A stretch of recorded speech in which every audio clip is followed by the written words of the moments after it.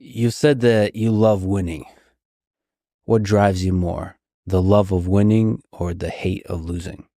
Maybe equally, maybe both. I don't like losing, and I do like winning.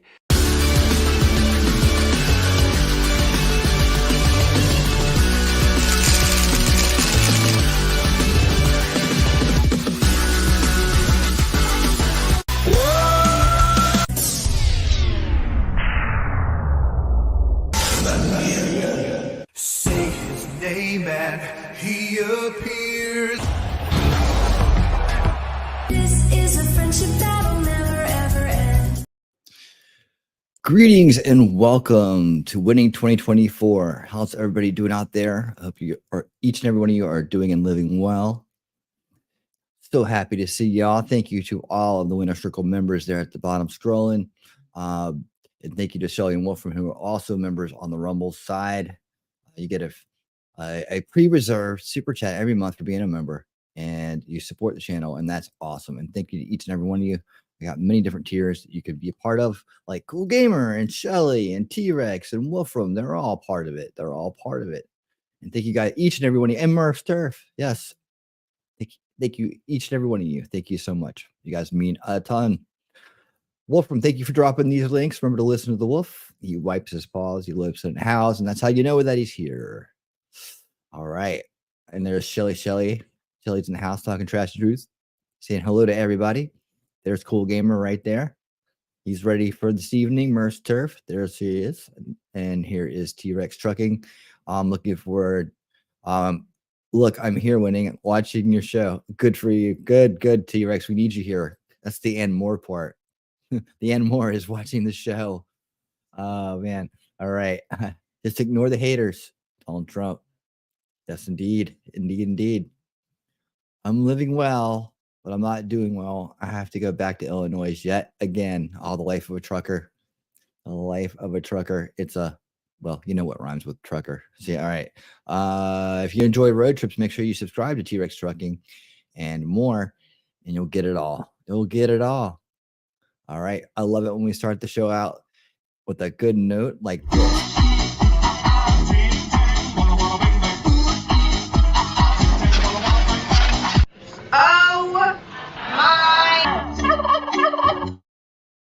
Shelly, thank you for the $10 super chat. I need it, please, and you got it. There it is. Thank you, guys. Thank you so much. I do appreciate that. Thank you to everybody that's here watching right now.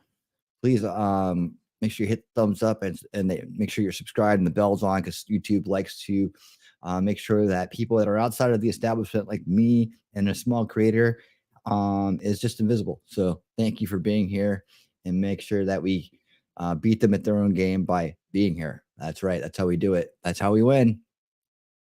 That's how we win. Oh, thank you for that again. I clicked it twice. All right. So, guys, tonight we're going to watch the town hall from Harrisburg, Pennsylvania, with our president, Donald Trump, and Sean Hannity, which should be a good interview. I mean, you would think that, you know, it's not going to be softballs. It's going to be, you know, he's going to get to the points, right? It's not going to be setups. It's going to be good questions and good answers. So we'll check that out tonight. And then we're also going to get into more election politics 2024. We got two, but really I'm starting to notice two different lines that we go down in this, right? There's the election stuff, right? So which includes what Trump's doing and his team, and what the establishment's doing with their puppets, right? The puppet show on the establishment side. So we watch that, and we get updates on that. I got a lot of stuff when it comes to voting tonight, like some of the possible shenanigans that are going on and getting called out. So you're going to want to catch that. And the other vein that we go down is the immigration issue, because that has a lot to do with the election, right? And also the state of our country. So it's a good place for that topic as well. I got a good mix of those two things together. We're going to continue to keep our eye on what's going on with the invasion. I really need to get out of the mind control of calling it immigration, because it's not immigration. That's not how you immigrate to a country. It's how you invade a country, how you abuse a country. And we are ripe for abusal in this country, because we have let idiots and corrupt scumbags run our country for way too long. So that's part of the fight, right? We got to get the corruption out. We got to get the good stuff in. We got to win our country back. That's how we start. That's how we start winning our reality back from these monsters that have stolen it from us, so that they can be authoritarian and let evil flourish underneath them. So we'll be doing that, but we have about an hour, I think, until the town hall meeting. Started at the normal time, right? So I figured we'd do some stuff up front. We'll watch the town hall, and then we'll do the stuff at the end. Of course, I'm going to do based July 13th assassination attempt updates right here.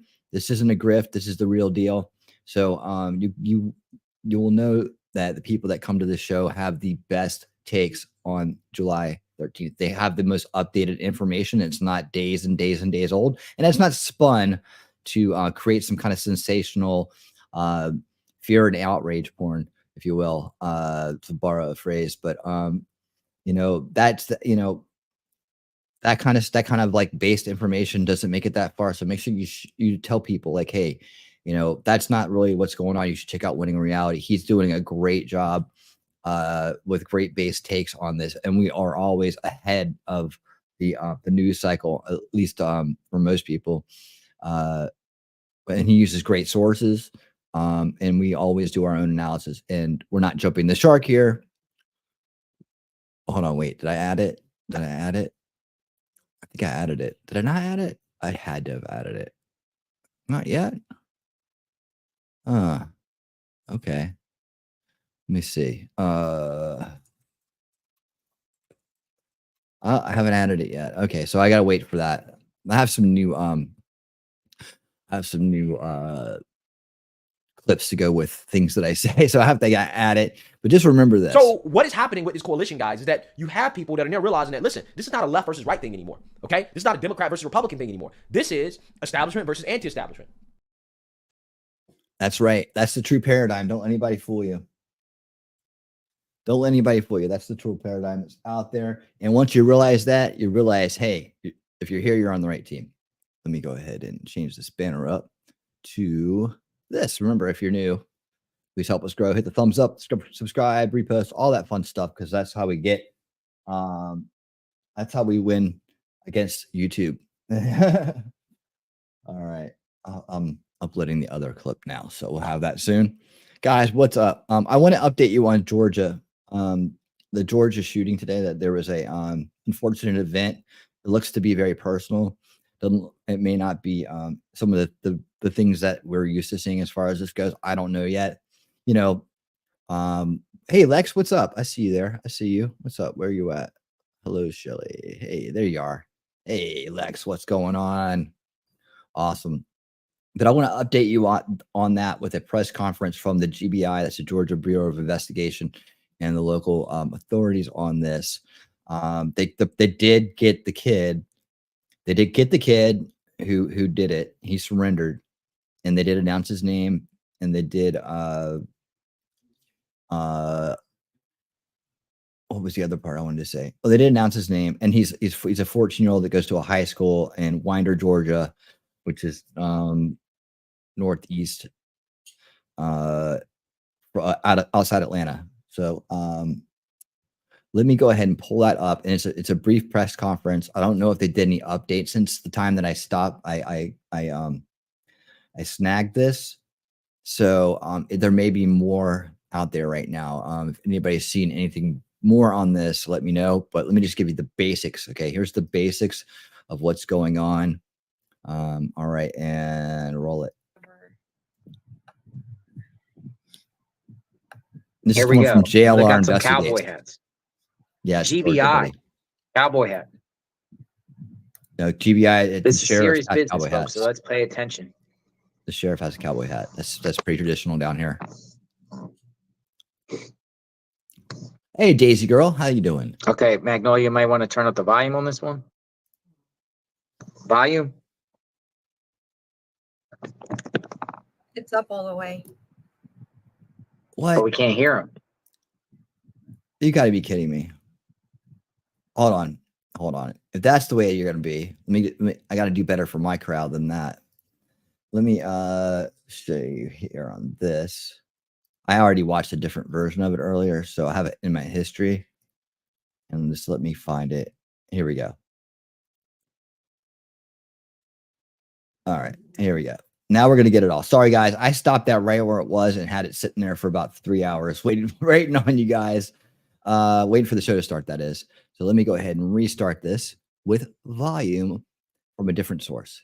All right, JLR. We'll get you next time. Here we go. At approximately 10:20 Hannity. a.m. this morning, the Bexar County Sheriff's Office received alerts about reports of an active shooter and radio traffic from school resource officers concerning the same concern or having the same concern. Within minutes, law enforcement was on scene, as well as 2 school resource officers assigned here to the school who immediately encountered the subject within just minutes of this report going out. Once they encountered the subject immediately surrendered to these officers and he was taken into custody. Additionally, what I want you to know as of now, there are 4 individuals who are deceased from this incident, 9 that have been taken to local hospitals with various injuries. Of those that are deceased, 2 are students and 2 are teachers here at the school. The priority right now for us within this investigation is to gather all the facts, to make sure that we're accurate with it, because this is a murder investigation. As the sheriff mentioned earlier this morning, the shooter is in custody.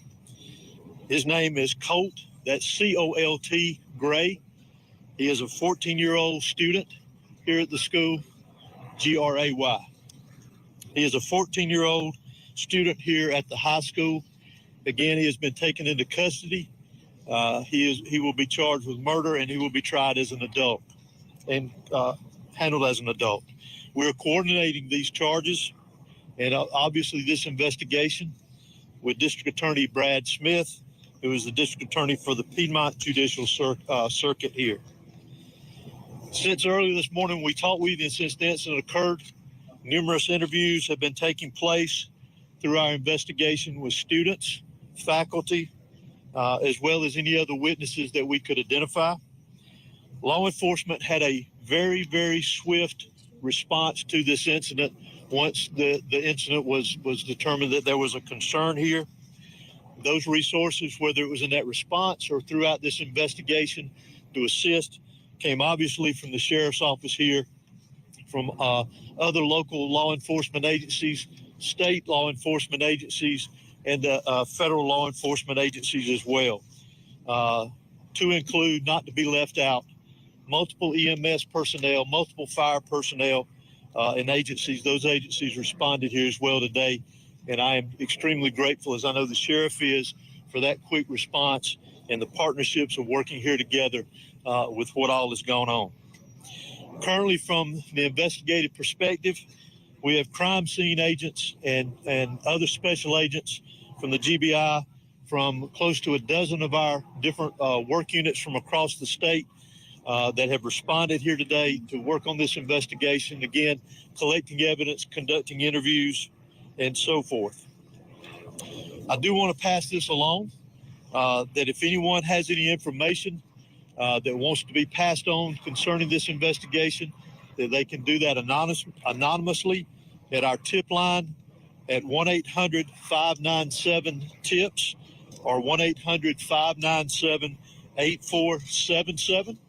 They can also report this on by downloading the See Something, Send Something app. That can be done by Android or Apple phones, either one. If they need to report any. So I sped it up a little bit because, you know, in Georgia, people talk a little slower. So here we go. I'll get to your chats here right after this. Any tips concerning this investigation. Let me close out before I turn this over to the sheriff and let you just remind you that this is still a very active investigation. There is still a lot that is very fluid. There's still a lot of interviews to be conducted that will continue on into the night, as well as crime scene work and collecting and gathering evidence. Count?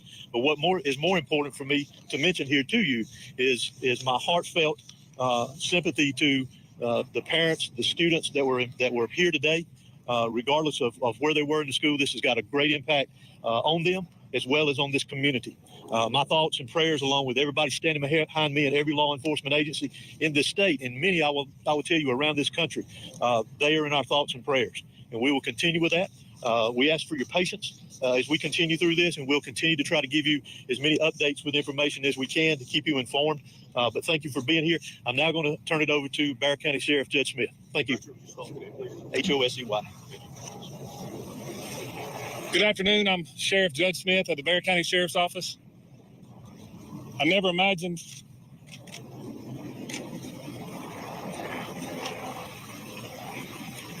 that I would be speaking to the media in my career over something that happened today, the pure evil that happened today.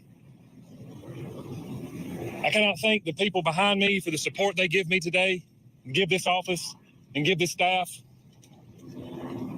This hits home for me. I was born and raised here. I went to school in this school system. My kids go to this school system. I'm proud of this school system. My heart hurts for these kids. My heart hurts for our community. But I want to make it very clear that hate will not prevail in this county. I want that to be very clear and known. Love will prevail over what happened today. I assure you of that. It is very early as to what happened. Governor Kemp reached out to me and has provided me every single resource that he has to make sure justice prevails. I don't know why it happened. I may not ever know. We may not ever know. But I ask that you and our community lift up our schools, lift up our public safety, and that, again, we do not let this hateful event prevail as to what happened today. I want to thank the surrounding agencies and counties and cities and state and federal authorities that have come and provided us, because they prevented a lot of more tragic events from happening. Continue to lift up these families, continue to lift up our students and our kids, and know that love will prevail. At this time, I'm going to ask Dr. LaDuff, our school superintendent, to come and speak on behalf of the school.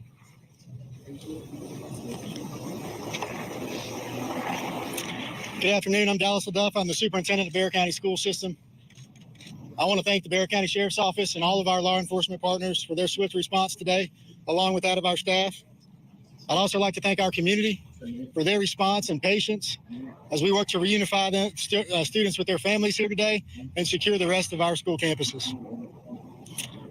Our schools will be closed for the remainder of this week as we cooperate fully with law enforcement to get answers to the many questions that we all have about this incident here today. But as we are closed, our central offices will remain open, where we will have grief counseling available for our community every day this week and thereafter as we support each other through this terrible event. In closing, I just want to say to our community, as a school system, we are here for you, we support you, and we are ready to get you any support that you may need as we grieve through this together. Thank you. Sheriff, if you're saying hate will not prevail in this community, are you investigating this as some sort of hate crime? Well, shortly, if someone decides to take... Yeah, see, that was just a bad choice of words, man. You can't even say that these days, but here's his explanation. A firearm into a school where kids are given an education or entitled to an education and want to harm others, to me, it's hateful. Sheriff, can you talk about the initial interaction between whoever was able to stop the shooter? Can you describe that to us? How did it go down? What exactly happened to us? Obviously, the shooter was armed, and our school resource officer engaged him. And the shooter quickly realized that if he did not give up, that it would end with an OIS, an officer-involved shooting. He gave up, got on the ground, and the deputy took him into custody. Sheriff, any idea how the weapon got inside the school? And was there any warning that this was going to happen? Not that I'm aware of. Again, very early, and we're still looking into that, whether or not, or how he obtained it and how he got it in the school. Has anyone been in touch at all with his parents or his family to learn more about what led up to these killings? We have. Any information you can share? No. It seems like you have a large Hispanic population. Have you been able to communicate with the people in their language to make sure that everybody knows what's What a happening? dumb Yes, question. sir, I have. The school and our office has... What are you thinking? people Country speak people in don't know how to do Spanish, and they have things? spoke to those folks as well, yes. Sheriff, is the shooter speaking with law enforcement now? Sorry. Is the shooter talking? Is he saying why? The shooter was interviewed, and he was speaking with our investigators earlier, along with the GBI. How is that? Anyone else will be able to tell us nothing to share? It is helping our investigation. Sheriff, reports of threatening calls perhaps made to the school prior to the shootings. None that I'm aware of. Were all 9 injured victims shot? In some capacity, yes. Sheriff, can you tell us about the 2 individuals deceased and was one targeted? We don't know of any targets at this point. Last question. We have not identified that at this point. No. Sheriff, is there a connection? This is the last question I'm gonna take. Sheriff, is there a connection between the shooter and the victims? None that I'm aware of. Was this a student here? I know that you have a lot of questions about the student and that we mentioned that we identified earlier. Keep in mind that that's part of our investigation, that we're looking into every aspect of that individual, his connection here at the school. Obviously, as I mentioned earlier, he was a student here. So as part of our investigation, we're looking into all aspects, current and prior, involving that individual. Can you tell us how many rounds were fired? Can you tell us how many rounds were fired? Do what? The shooter is a student, yes. When can we expect? We do not know how many rounds. Director, has that shooter had any past history with law enforcement? For now, this is the information that we have. It is an active investigation. I assure you, we do plan to come back out here in a couple of hours. Please make sure you're following the GBIX page. That's where we're going to be putting the updates. If there's anything that's new, we'll make sure that we share that information. It's still very early. Investigators have a lot of work to do. We appreciate your patience. Do expect another in-person news conference out here in the next few hours. Monitor the X page, and we'll be sure to update you accordingly. All right, we'll check that out. We'll check that out right now. So there is the initial press conference for the event today. Just want to keep you guys up to date on it. So we're hearing these guys were very direct about the information, and they're very succinct about what they can and cannot say at this point. What kind of information to expect later on. We'll find out more. Let's see if we could find an update on that. Let me see. So I did go to the GBIX page earlier and made sure that I was following. Let's see. And luckily they did not follow me back. All right. All right. Here we go. Any updates? Here's a statement connection. This is 14 minutes ago. Ooh, hot off the presses. I'm gonna have to read this one. Looks like can we get, oh, look at that. We got this is gonna be nice. Here we go. Nice, easy to read. Long but easy. I have a feeling we might be rereading or just hearing what we just heard again. Let's do this first, and then I'll get to the chat. I haven't forgotten about you. I see some interesting posts going on. I want to make sure I read them and talk to you guys about that. So let's go. FBI Atlanta responded earlier today to Appalachia High School following reports of an active shooter. Throughout the day, FBI personnel have been coordinating with and supporting local, state, and law enforcement. The FBI will dedicate all available resources as requested to seek justice and bring closure for the victims and their families. Well, they got the guy who did it, so that's probably going to be a real easy delivery there. See, in May 2023, the FBI's National Threat Operations Center received several anonymous tips about online threats to commit a school shoot at an unidentified location and time. The online threat contained photographs of guns. Within 24 hours, the FBI determined the online post originated in Georgia, and the FBI's Atlanta field office referred the information to the Jackson County Sheriff's Office for action. The Jackson County Sheriff's Office located a possible subject, a 13-year-old male, and interviewed him and his father. The father stated he had hunting guns in the house, but the subject did not have unsupervised access to them. The subject denied making the threats online. Jackson County alerted local schools for continued monitoring of the subject. At that time, there was no probable cause for arrest or to take any additional law enforcement actions on the local, state, or federal level. Okay, this probably goes on a lot, but that's an interesting thing to say, isn't it? I mean, that's an interesting thing to say. Let me see if they have anything else. So evidently this person had been thought about before. Like they had, but you know, what are you going to do? Like, you know, let's see, 8 hours ago. Okay, that's the latest. I don't know why they put that out there like that. I'll see if I can find anything else to update this later on at some point. All right. So that's the update on that. We're still waiting for the town hall to start. We got a little bit of time. That's where we're chit-chatting and going over today's news. breaking news, the important stuff. Well, you know, something important, something we need to kind of get our head around before someone tries to start connecting this to July 13th, because you know that people out there will do that just for clicks and views and algorithm or whatever their defect is. I don't know why people do that, but they do it. So we're gonna keep it based here, because you know what? On this channel, we never. He's ready to make the jump.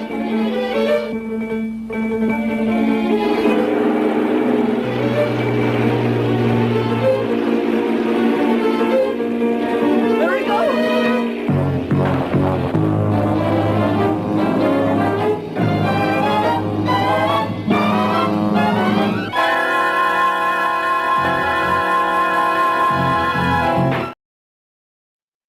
Jump the shark. That's right. We never jump the shark. All right. Yes. I found it. I did find it.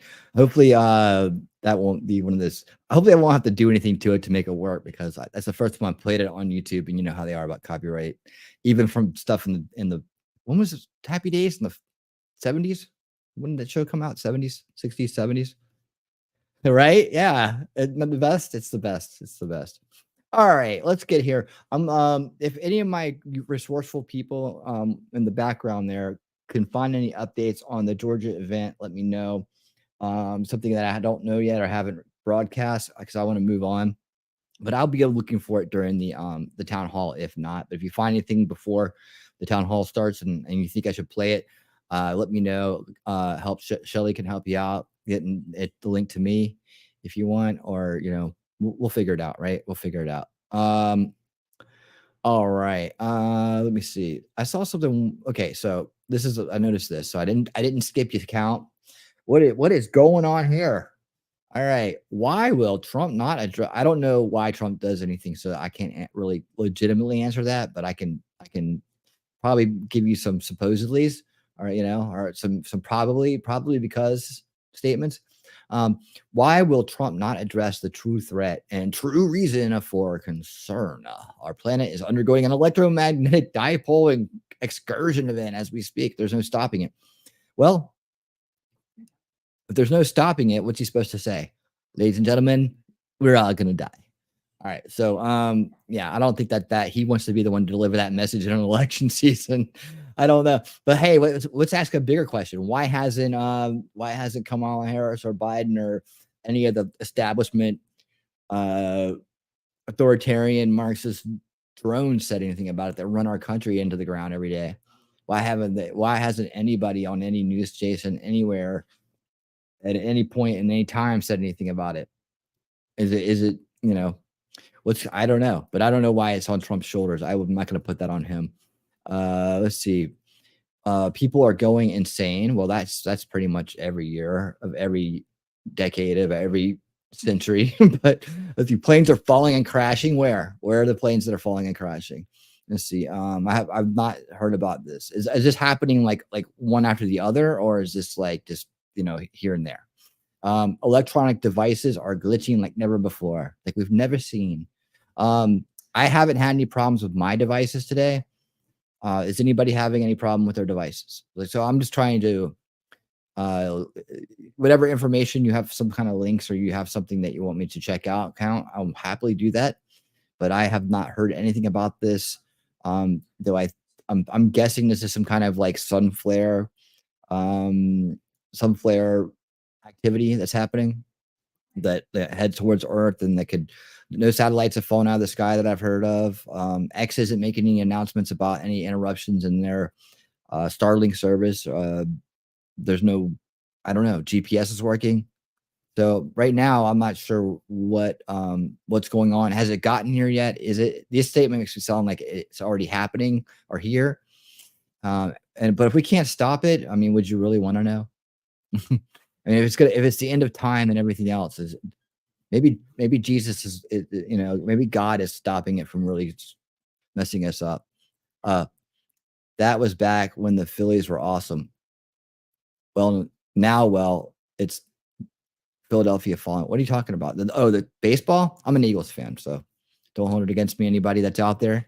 But yeah, and by the way, I do have that. We are going to talk about their little stunt with my team. And also, it's pretty sad, but the first game of the NFL season is tomorrow night, Eagles versus the Packers in Brazil, of all places. Now, I posted something, I sent a tweet or an X post to the NFL, which, just proves how shadow banned I am on the X because absolutely nobody saw it. But it said, please don't send players to Brazil. There's wildfires everywhere. There's crime everywhere. And it's not safe. I mean, the players themselves are coming out saying they've told us all these things we can and cannot do while we're there. We don't want to, like, what are we doing? They're like, well, we're not even leaving our hotel rooms till it's game time. So they're basically going to be locked in a hotel in Brazil until game time. I guess they'll all hang out together and chit chat and whatnot, but go over game plans. But we will be crushing the Green Bay Packers tomorrow night. You can watch it on Peacock if you have that. I'm excited. I cannot wait to see my new team. Oh, the team with all the new players. We got Saquon Barkley. I won't go into it. This is not a football channel, but I'm excited. Anyways, let's get back to it. So yeah, I'm not hearing. I'm not gonna tell. I'm not gonna tell I lie. I'm moody. All right. Okay. No. It's okay. Hey man, it's all good. It's all good. But yeah, I need some more information on that. Thank you, Wolf. Remember this, guys. If you're watching right now, please, man, subscribe. Come on in and have a chat. Join the base crowd, man. You're gonna love it here. I promise you that. You won't find takes like mine in a lot of places on the internet because you always got grifters and half-asses and mainstream media and other shit like that. I don't do that here. I've been here. I was talking to Shelly about this. I hate having to read my resume down when you have new people running around. They want to know why would I listen to this avatar, this handsome avatar? Why would I listen to this guy? I've been doing this for almost 2 decades, right? Root cause analysis, root cause solutions, right? And in the information space, right? I come from a very celebrity-based background, Ron Paul revolution to MAGA, and we have a mission. My paradigm here, the real paradigm that's out there is the establishment versus the rest of us. And if you're aware of that, you're part of the anti-establishment. And if you're that, you're here. This is the real anti-establishment, not the fake anti-establishment left. That's just a bunch of useful idiots for the globalist establishment, executing their groundwork, right, without even knowing it most of the time. We just went into a recent topic about what the real left is, brought up by some of our subscribers here that pointed us to a content creator who seems to think that everybody's an idiot, who doesn't believe that the left is something different than what they say. But there can't be like 2 different things going on, right? But anyways, I've been investigating that. I'm probably gonna have like I'm probably gonna have an unveiling reality special just for that. For that topic, the topic of queer Marxism, who are the real Marxists in the country, whatever it is. But I'm going to drill down on that. I did a lot of research on it last night. Thank you to Crown Target, who's been talking to me as well, who knows a lot about this stuff, who has done investigations into this stuff, is keeping an eye on it. Gave me a lot of background. We had a great voice chat last night along with T-Rex Trucking and Shelly as we were doing our research. We always research here. We do, and I'm not talking like stupid research. Like we do granular root cause analysis research, like professional grade research. It's not like where you get somebody like I don't know, Betty Johnson or Tim Pool or somebody like that who says that they've done research and they have it.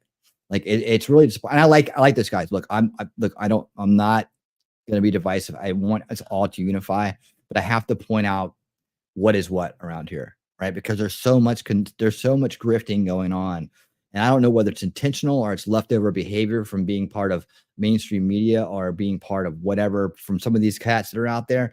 I don't know if it's just people have just watched monkey see, monkey do when it comes to how you could convey information on the internet or how you report news to people. But I don't come from that background, even though I probably got the right degree for it, which they don't. But it's like I have an engineer's mind. I have an engineer's approach to things, root cause analysis. We walk it in, and we never. He's ready to make the jump.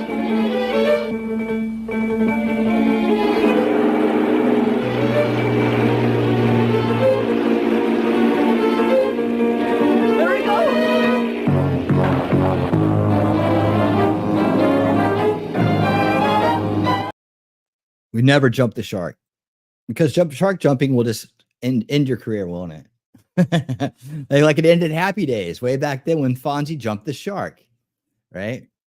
That didn't work out. That didn't work out. No scams here. No scams here. It's no grifting. But so that's why if you come back and you follow along the topics and the things, I always tell you what the real things to worry about are, give you all the information you need about it. I've got tons of content out there. I've got playlists put together for it.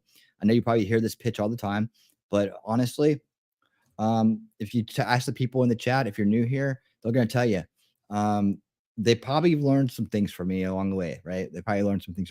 I've been doing, like I said, 20 years of this. Even though the channel is new, that's what I've been doing. So town hall, let's see, where am I at? We got 30 minutes town hall. So if you're coming here for the town hall, hang out, get to know us, say hello in the chat, man. I really love to talk to you. Really love to get to know you. I'm telling you, I got the best crowd going right now. Dedicated, loyal, smart, informed. That's what we do here. All right. So do we have any more updates on anything? Count, I can't tell if you were joking about that stuff earlier or not, but I was being serious when I said if there's anything else you want me to address about that, the concerns about it, look into it. Just let me know, right? Let me know. By the way, I missed this super sticker. Thank you for this, Shelly. Thank you for the $10 super sticker. And also, thank you for this. It's cold. A big long Vietnam. It has to do. I can't imagine a more beautiful thing. It's cold.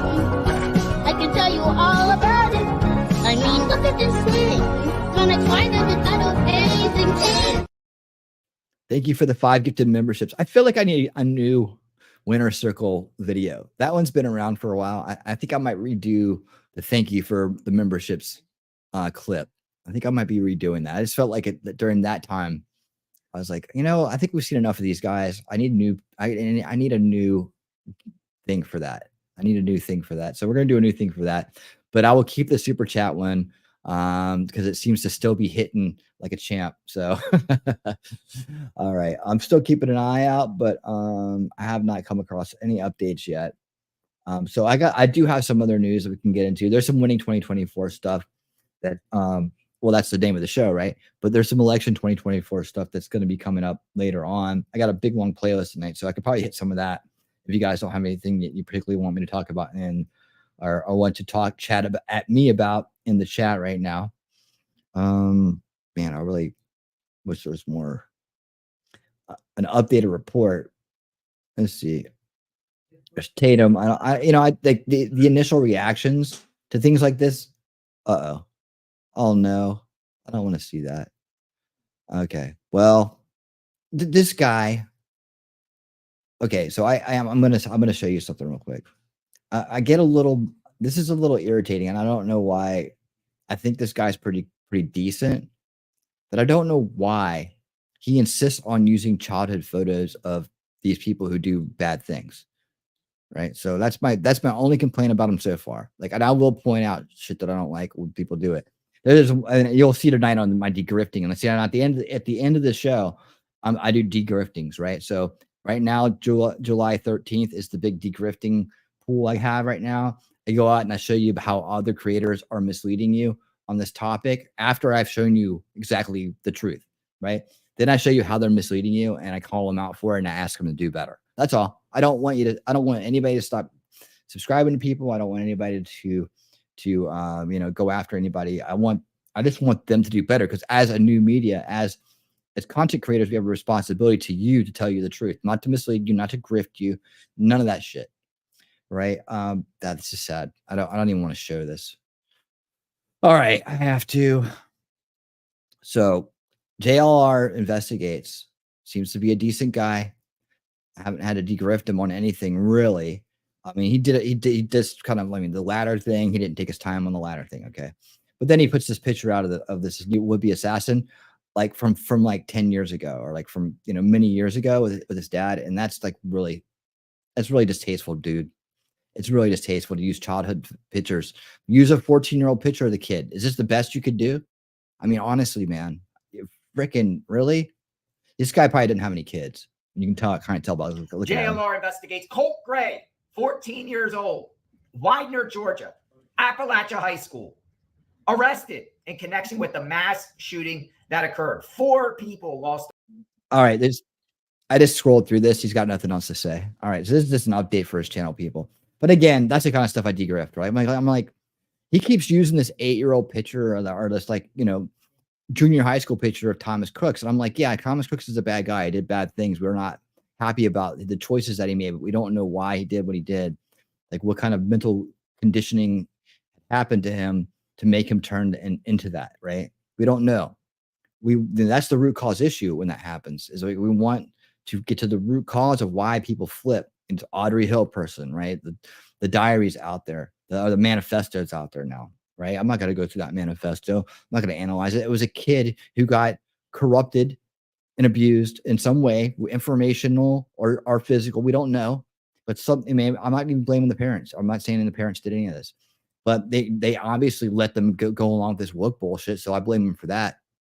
Got them into these cults that make them think that they're something they're not. So I you know, that's where you should feel responsibility, parents. But I'm not going to say that, you know, they did anything to make them like that, right? There's a lot of people after your kids, man. Hey, Memento, what's up?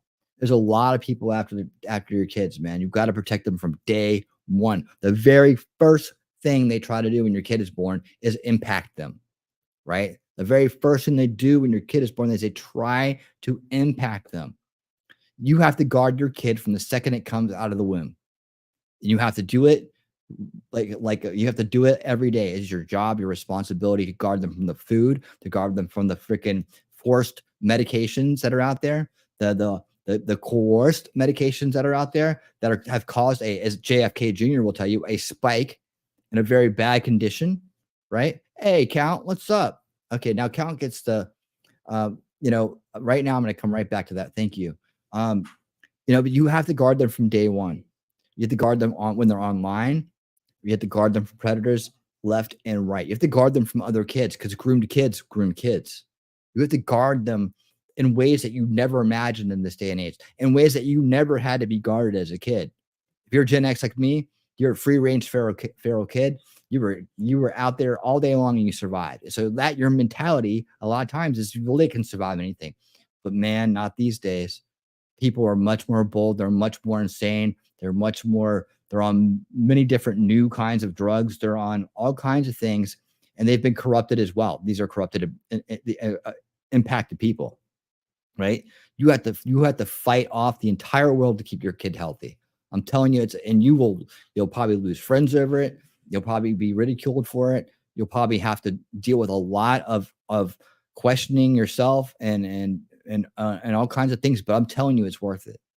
I'm telling you, it's your responsibility, and you better do it, because, you know, you're all they have.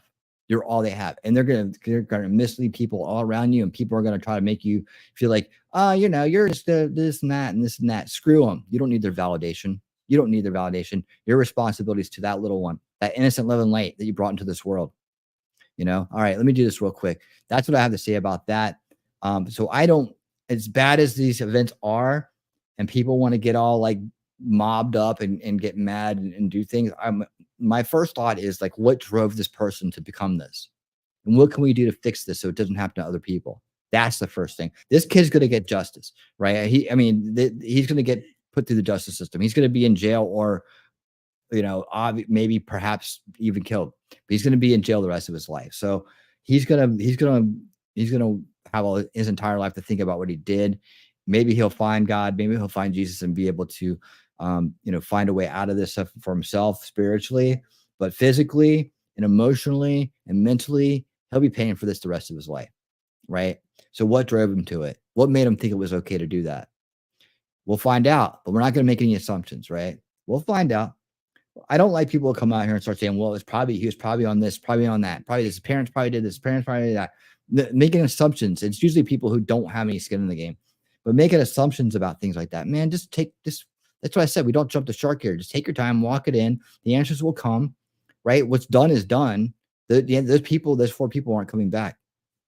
They're not coming back. Don't let me rant too long. We got 15 minutes. All right. So that's what I have to say about that. And that's a little bit more about me if you're new, right? I'm direct. I'm a caring, dedicated parent. and I'm a root cause analyst, and I promise you, and I have integrity, and I promise you that I will always do my best to tell you the truth. I will always do my best to help you stay in the light. Like, that's why I got such a great crowd right here. So let me do this because I got a new member. And yeah, we just watched it again. We may be watching it for one of the last times, but let's do it one more time. Up good for Vietnam, it has to do. I can't imagine a more beautiful thing. It's cold. I can tell you all about it. I mean, look at this thing. When I try this, it's not amazing thing. Thank you, Count Derpula, for becoming a member. That's awesome. I haven't had a new member in a minute. But you are now added to the list, and you get a big old thank you. So thanks so much for joining the Winner Circle, man. Welcome to the Winner Circle. And if you do Discord, we'll get you a Discord. How about that? There you go. See your name scrolling at the bottom of the screen. Thank you so much. Really do appreciate it. Awesome. Everybody welcome Count to the team. All right. Okay, so here we go. Yes, indeed. Okay, so where were we at here? See, I'm listening while I front porch sit with dogs. Many great channels and chats on at the same time, covering several interesting topics. I got 2 devices on looking here. All right, thank you so much, Heidi. I appreciate that. I appreciate you being here. Mementos here. What do I know about the ongoing well, not much. Not much. I haven't really noticed it. I haven't heard anything about it. So you are okay. So guys, I will talk about the stages of the buy-in, right? The buyer's journey, the buy-in. It's the stages of buying into an idea, a belief, or buying a product or whatever. They're psychologically the same. We talk a lot about how the brain works here. We talk a lot about mind control here too, and how subtle it is, right? And how people that have for centuries now been studying the human mind understand how to manipulate it on very great levels and have come out. We've done all this work on Unveiling Reality, my one of my flagship shows. We don't do many of those episodes right now because we're in the heat of the 2024 race. There's so much news coming out that winning 2024 has become the go-to show right now. But Unveiling Reality is my research series on mind control and the veils of perception, and how we are born in this world under this establishment narrative, and how when you break out of it, that process of breaking out of it, some of the pitfalls that happen when you break out of the establishment narrative, and then what's really powering this mind control machine, and that keeps these elitists in power over us and keeps authoritarians with their boot on our necks for centuries as human beings, as humanity, right? That's what Unveiling Reality is about. There's tons of topics in that playlist. If you just look up Unveiling Reality, that playlist, that there's tons of topics on this thing. I've covered it for a long time. I should do a recap show on Unveiling Reality for new people soon. Maybe that'll be one of these upcoming shows I'll do. But for now, the stages of belief, stages of buying in. The buy-in is awareness, research, consideration, decision, right? So Derpula, you've brought me into awareness about this. Now I've heard this name. I know what it is. It's like Sunflare stuff, right? Sunflares give off this thing. It could take down all of our systems. We're constantly worried about it. We should do something about it. We should arm by Faradaying our satellites and Faradaying our power lines and all these things like that, right?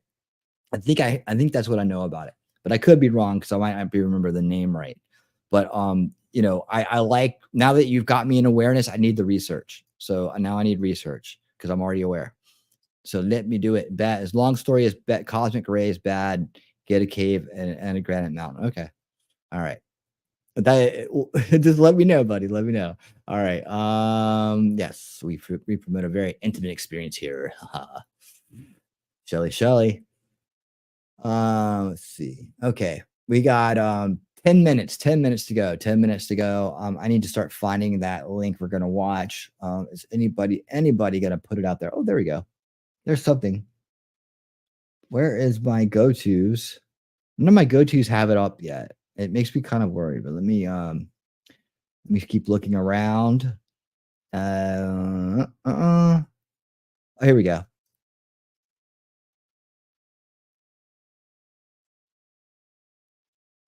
JD Vance is that turning. Why is this new? Is this what? All right, here. Let me just put this on for a second while I look around. All right, here's JD Vance.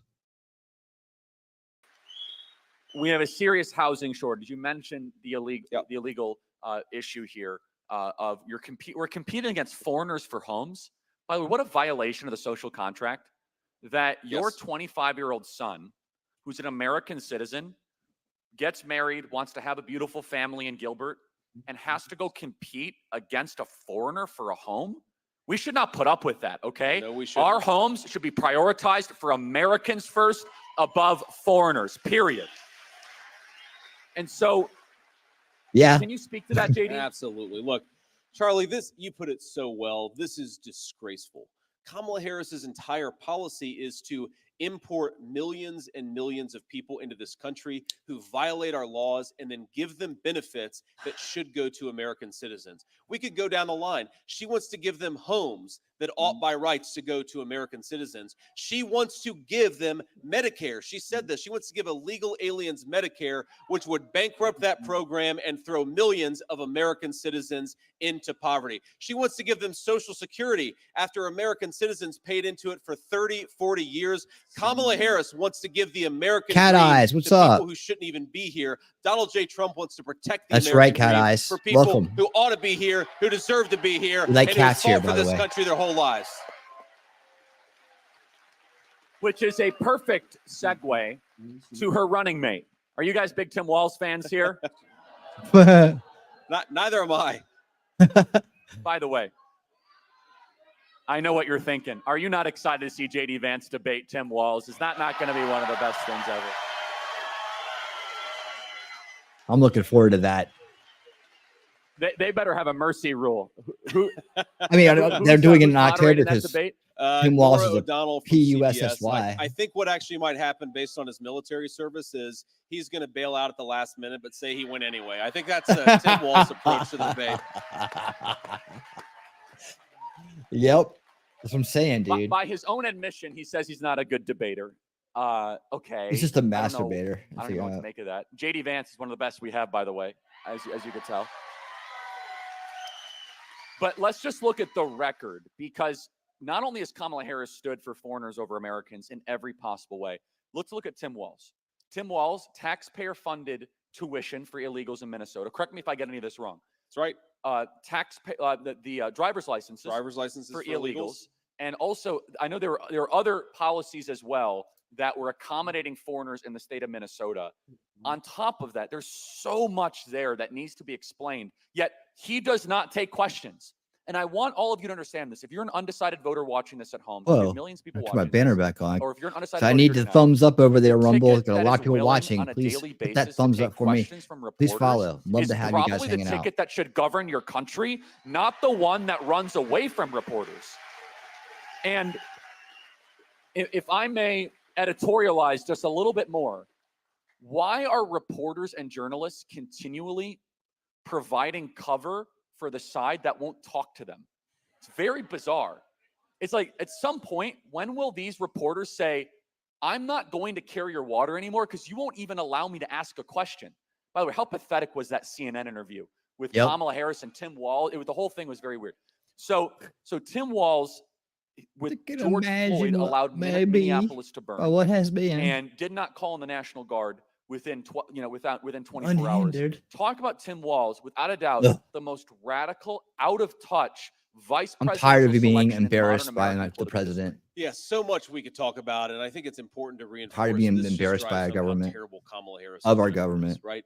Now, she says she doesn't want to defund the police, even though she supported those policies. Can you guys She hear that goes all and right? Picks a VP nominee who allowed rioters to burn Minneapolis to the ground, and actually pushed back against Donald Trump when he said that he wanted to send in the National Guard to save Minneapolis. Do I need to Thank crank God, it? eventually, Donald Trump did exactly that. Finally, Tim gonna Walz do it relented. anyways. But after, of course, $13 billion damage had been done. This is a guy who, I was asked by John Carl of ABC, he said, you've accused Tim Walz of wanting to kidnap people who don't want to consent to gender reassignment for their kids. And I said, well, he signed legislation. He supported legislation that would take children away from their parents if their parents don't want to do sex changes. How would you define that as anything other than kidnapping? And this is a guy, by the way, Charlie, who says that he believes in small government, that he wants the government to stay out of your bedroom. He wants the government to steal your children from you if you don't agree with Tim Walz's values. That is not small government. That's disgusting, and he should be ashamed of himself. Yes. But look, the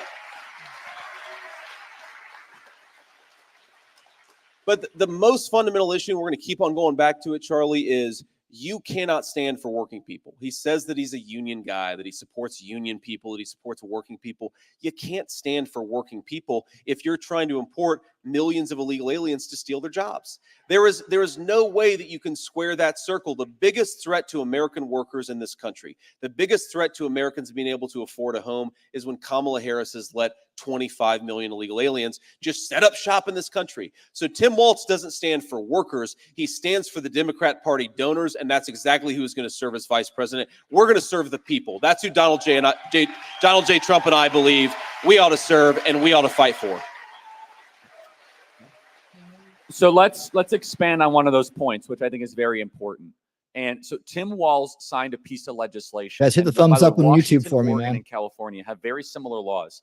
And these are called trans This will help get us out in the state algorithm. laws, where effectively it is medical kidnapping, where if you have a 14-year-old son or daughter that declares that they are a boy when they are biologically a girl, or vice versa, that the state has the ability to take possession and custody of your minor if That's you a as the violation of parent parental rights. do not affirm the new gender that they might have learned at Parental school rights or on should be in the TikTok. Is that correct, Constitution. JD? That's exactly right. And that's kidnapping, Charlie. That is legalized kidnapping. And if you're a Christian or just a person of conscience in this country, you ought to be telling the person who wants to do that, no way. We are not letting you anywhere near the halls of power.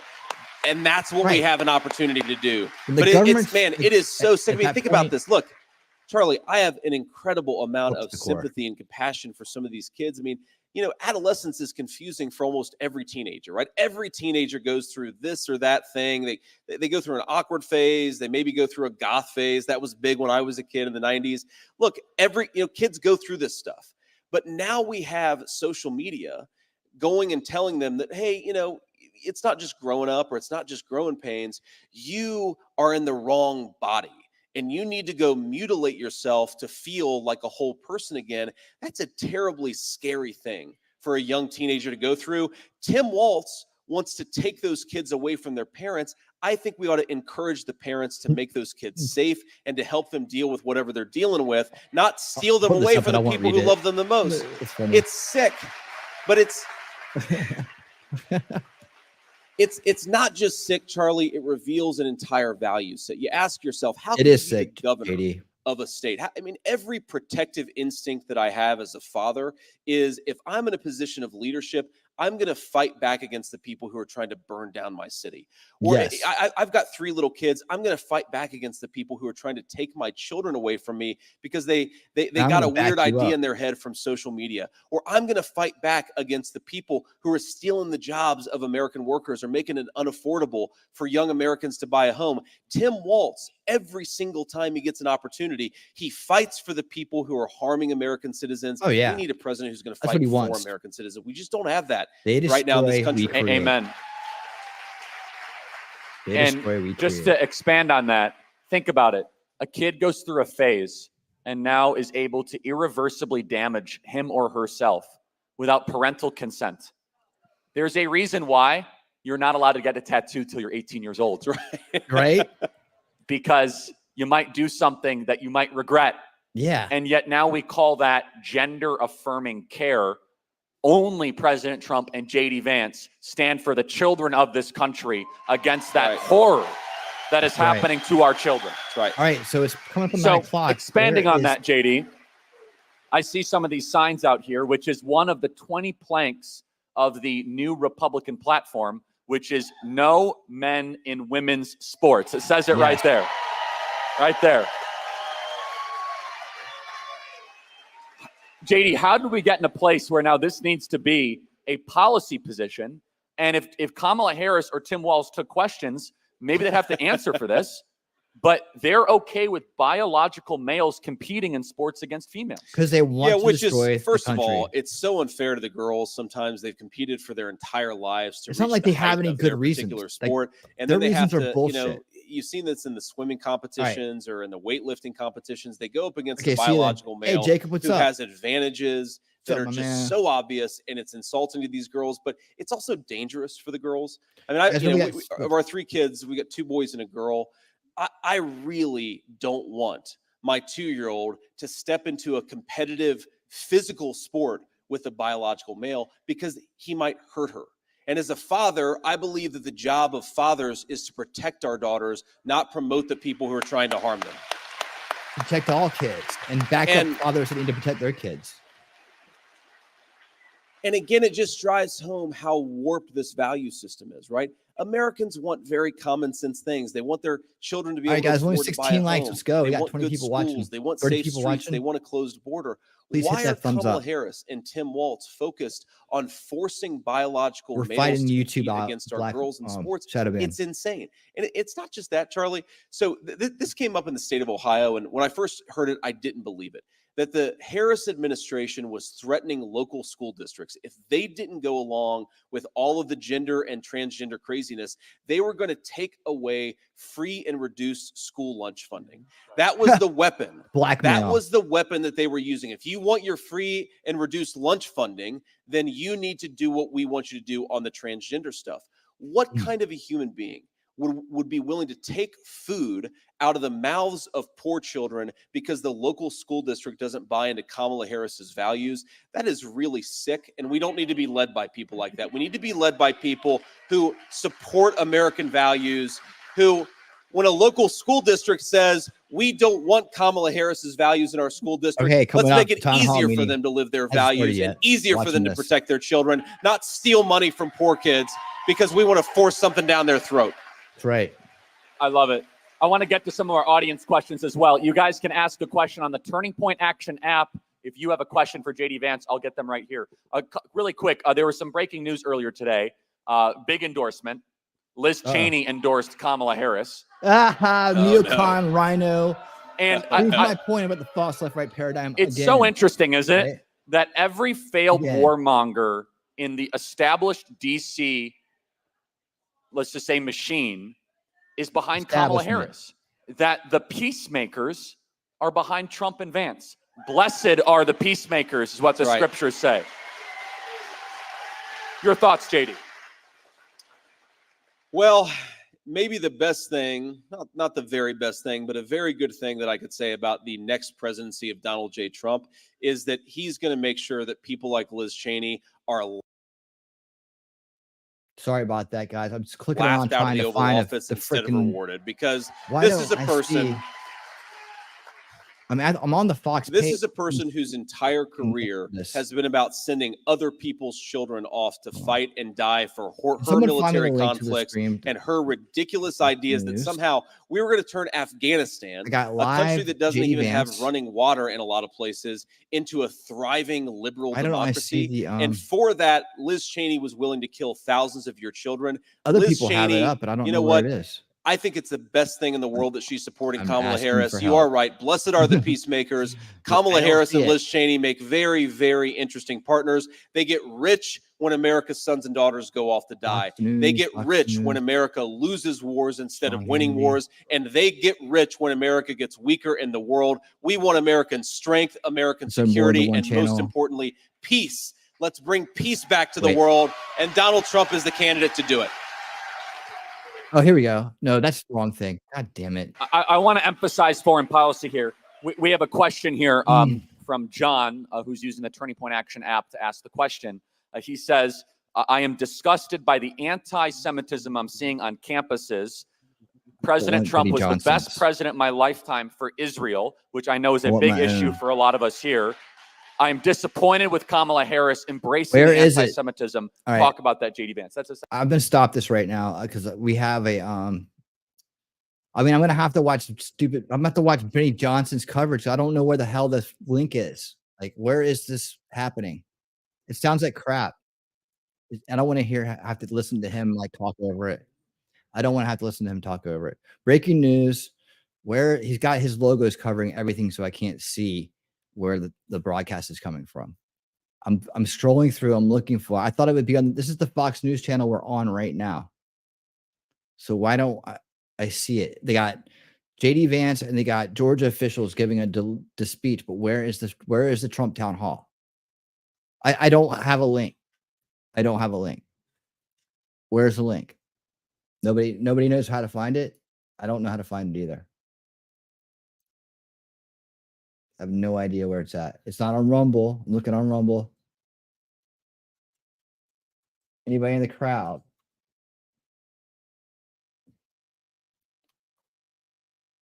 Fox News, Fox News, Fox News, Fox News. It's not on his site. I don't know, man. I don't know. They're not giving it to me. I don't know where it is.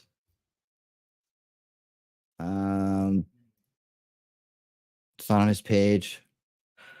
It's not on the Fox News YouTube page. Is there a let me see. Hold on. Foxnews.com. What? No, I'm not. Okay, so Fox News wants me to undo all my ad blockers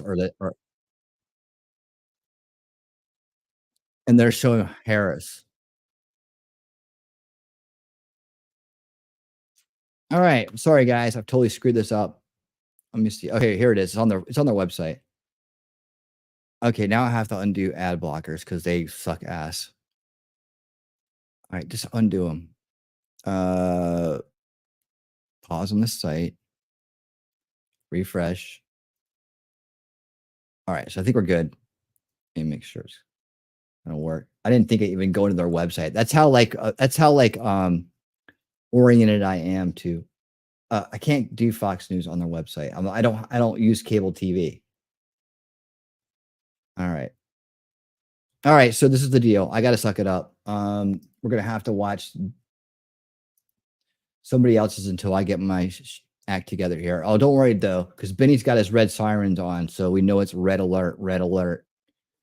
Okay, we'll have to watch along with this guy. There you go. Check out my Discord right now. We have a little lead, Horrible sound, Benny. Horrible. Because first of all, they've been so bad. They've done such a bad job, but that's why the enthusiasm. No, I don't want to watch with other people, or I want to do my own commentary. Because they never had anything to compare it by. You know, I ran and I didn't have anything at all. I just was a successful businessman and we did a good campaign. But the next time we had something. Sorry, guys. We had something special. I thought it would be talk easier about what we did, but we never There we go. imagined we'd have borders where 20 million people are poured into our country. Many criminals from all over the world are coming into our country. They're coming from jails, from not just South America, from all over the world. They're coming in at levels that nobody's ever seen. They're coming from prisons. They're allowing prisoners to come out of all countries. They had almost 180 countries represented over the last number of months. 180. Most people don't know that you have that many countries. They're emptying out their prisons and jails. They're emptying out their mental institutions and insane asylums. They're emptying out the sickest people, and they're emptying all into the United States. And you said it better than anybody. More terrorists have come into the United States in the last 3 years than I think probably 50 years. There's never been anything like it. These people are so bad. They're so dangerous. What they've done to our country is they're destroying our country, and we can't let this happen. If they won, you have not 20 million, you have 100 million people. You won't have Social Security, you won't have Medicare, you won't have anything already. If you take a look at the numbers, they're filling up and loading up Social Security, Medicare with illegal immigrants that have come into our country, many of them from jails and many of them from very bad places. And we're not going to destroy our country, Sean. I'm going to play Kamala Harris and the comments that she has made about the border. because I think this is important. I want to play her in her own words about this. You're right. We have people, almost 11 million plus. We don't know how many gotaways there are. We have hundreds of known terrorists that have entered the country. We don't know what countries they've come from. We're allowing people in. They've come in from Iran, Syria, Egypt, Afghanistan, China, tens and tens of thousands, Russia, Venezuela. I don't think they're coming here because they want a better life, as maybe some other people are. And we know nothing about them. We haven't vetted them. I scroll the names often on this show of people that have been murdered, people that have been raped, people victims of violent crime. And all I have is internet. This is all happening by unvetted, harassed Biden illegal immigrants. What is your, well, I can play a tape. I'll play that maybe after your answer, but what is your reaction to you've spoken to some of the families of loved ones. I said at the beginning, I said, when I heard they were going to have open borders, they want open borders. She wants open borders. Now she's all of a sudden saying, oh, I think we'll close the borders. She was the border czar, whether you like it or not. But even if you don't want to use that term, she was in charge of the border. It's the worst border in the history of the world, not just here. There's never been a country that allowed 21 million people to come in over a 3-year period. There's never been. Yes. And 21 million people, here, rumble everywhere. Are from prisons, many of whom are murderers and drug dealers and child traffickers. And by the way, women traffickers. You know, women trafficking is the biggest. And they're traffickers in women. And they're coming in now, and they're putting them in our Social Security accounts, and they're putting them in our Medicare. And just one thing, it's, if you take a look over the last week, I said this was going to happen, and it's happening. Because these people are tougher than our criminals. Our criminals are nice people by comparison. That's the only good thing. We're showing how nice our criminals are. They came from 22 people recently came from the Congo in Africa. Where do you come from? Prison. What did you do? We refuse to say. We're letting everybody in. We're letting everybody in. Take a look at Aurora in Colorado, where Venezuelans are taking over the whole town. They're taking over buildings, the whole town. And the sheriff, who can blame them? I mean, they have AK-47s. You saw it the other day. They're knocking down doors and occupying apartments of people. The people are petrified. And it's getting worse and worse. You look at New York, Chicago, Los Angeles. And now you look at all over the place. You take a look at Iowa, Idaho, places that never had the problem. They're pouring in. 21 million people, that's bigger than New York. And we have to stop it. And we have to do the largest deportation in the history. Yeah, we do. Let me play for you. And this is really a problem for the campaign.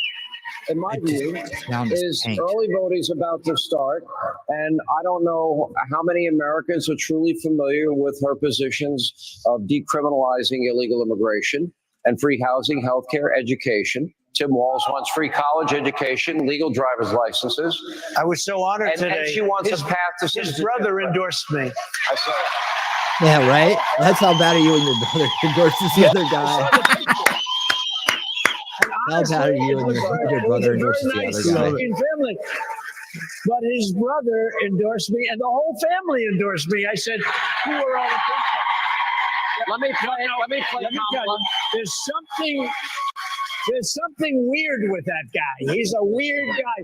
JD is not weird. He's a solid rock. I happen to be a very solid rock. We're not weird. We're other things perhaps, but we're not weird. But he is a weird guy. He walks on the stage. There's something wrong with that guy. And he called me weird.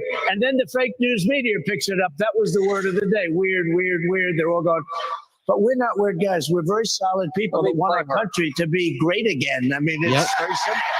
Yeah, it's very simple. In her own words on the issue of immigration.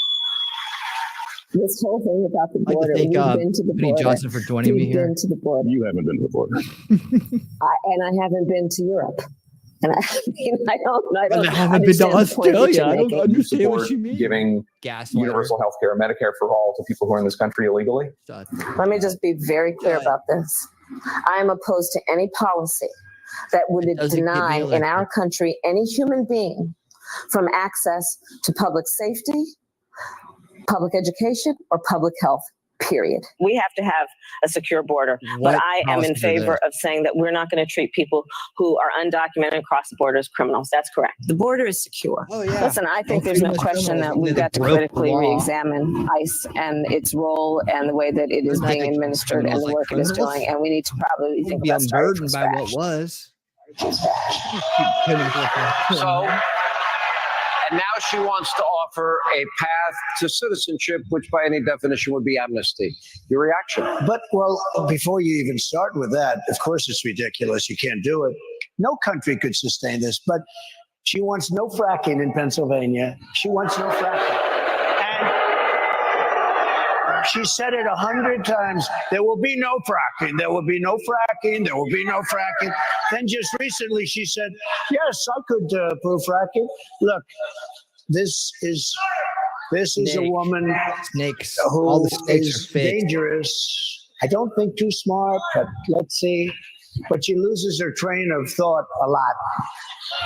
She goes, that's why she doesn't want to do interviews. Can you imagine her doing an interview like this or like any of them? I mean, she did an interview with Dana Bash on CNN. And, you know, I have to tell you, Dana Bash did the debate with Joe Biden with, I used to call him Fake Tapper, but I don't do that anymore. You know why? Because he was very honorable and so was she. And I thought that she would give a fair interview based on the debate because she was fair. I was surprised, to be honest with you. I didn't expect that, but she was fair. I thought I did well. I don't think he did too well. Although a friend of mine said, you shouldn't have done the interview. He's not going to make it. And you know what? He didn't make it. You know, think of this. It's very unfair in a lot of ways. I complain about it, but she ran against him in the primary. She got no votes. And she was the first to leave, 22 people or something like that. And she dropped. She was down to nothing, never even made Iowa. And he got 14 million votes and they threw him out. They said, we want you out. And he wasn't going to win, I don't think. I mean, I don't think he was going to win, but we did a good debate. We had a good debate, and it was a fair debate. And he was down like 18 or 19 points after the debate. And I hate mosquitoes. I'm surprised I didn't think we had. We don't like those mosquitoes running around. We want nothing to do with them. And we want nothing to do with bad politicians that hate our country, too. You want to know the truth. Right. But they went to him and they said, we want you out. You're not going to win. And it was really a coup when you think about it. And the woman who came in, the person that came in last, I mean, she came in last. She was the first one out of all those people. You had many people that did pretty well. It was actually close at the end. And then in South Carolina, and by the way, New Hampshire was so badly treated by the Democrat Party and by Joe Biden and her. I can't imagine New Hampshire voting for him. Anybody in New Hampshire, because they're watching right now, but anybody in New Hampshire that votes for Biden and Kamala, I really think, I call her a comrade Kamala because that's what her ideology is. But you know that she did something after decades and decades and decades. It was Iowa, the first two, Iowa, New Hampshire. And that's the way people thought it was going to be. He didn't want to go to New Hampshire. He didn't want to play the New Hampshire game. And so he went to a different state. We won't mention. It's a great state. I won it by a lot. I love that state. But he dumped New Hampshire. And I said to people today, who the hell from New Hampshire would vote for this guy? He changed the whole primary system. He changed the whole system because he took them out of the order. I think it's going to have a big effect. We really want to win New Hampshire. I've done well there, and we really want to win New Hampshire. Let me go back to the issue, and it's a big issue in the state of Pennsylvania, and you mentioned it. And let me just tell the audience so everybody's fully aware, is that tonight Fox offered a debate opportunity between you and Kamala Harris, and I was not going to be here, but it was going to be Brett and Martha. This was supposed to be a debate. Right. Yes. So I would have preferred. I think he's a nice guy, but I would have preferred a debate. Thanks a lot. But this is the best we could do, Sean. You're stuck with me. Let me though play, because there's a big issue in this state, is the issue of banning fracking. Now, in that, I thought it was a horrible interview and a missed opportunity. Do you know, for 16 minutes, she spoke for 16 minutes and 29 seconds. In that whole interview, the only interview, you and J.D. Vance have done, this is your 36th interview or press conference between the two of you. And we don't know if she supports the Green New Deal she co-sponsored with Bernie Sanders. That would cost $93 trillion. We don't know if she stands by that. We don't know if she supports Medicare for all. That would eliminate all private health insurance. We don't know if she would really ban fracking. Now, in the CNN interview, she said, well, I said in 2020 that, I would not ban fracking. CNN had to fact check her and say, no, she never said it. This is what she really said. Will you commit to implementing a federal ban on fracking your first day in office, adding the United States to the list of countries who have banned this devastating practice? There's no question I'm in favor of banning fracking. Yeah, we know. So, yes. So would you ban offshore drilling? The guy in the audience there. And I've, again, worked on that. Now, correct me if I'm wrong, you're a better businessman than I am. Isn't energy, fracking, oil the lifeblood of the world's economy? So the Commonwealth of Pennsylvania cannot even take a chance because that's the real opinion from her. Now, the whole country would go down the tubes if you didn't do the fossil fuel thing. It just would go. And you can do all sorts of other things. But, Germany tried it and it lasted for about 9 months and they were going to go down the tubes entirely. And somebody else came in and I hate to say they're building a coal plant every single week, and they're building nuclear and they're doing a lot of things. It's never worked. It never will work. But Pennsylvania can't take a chance that answer is true. But she's been there for 20 years. That's what she's been saying for a long time. And she will do that. There's no chance that she's going to allow it. The election will take place. If she won, you're not going to have any fracking in Pennsylvania. You have 500,000 jobs. Think of that. It's your biggest business. And you get a big majority of your income from fracking.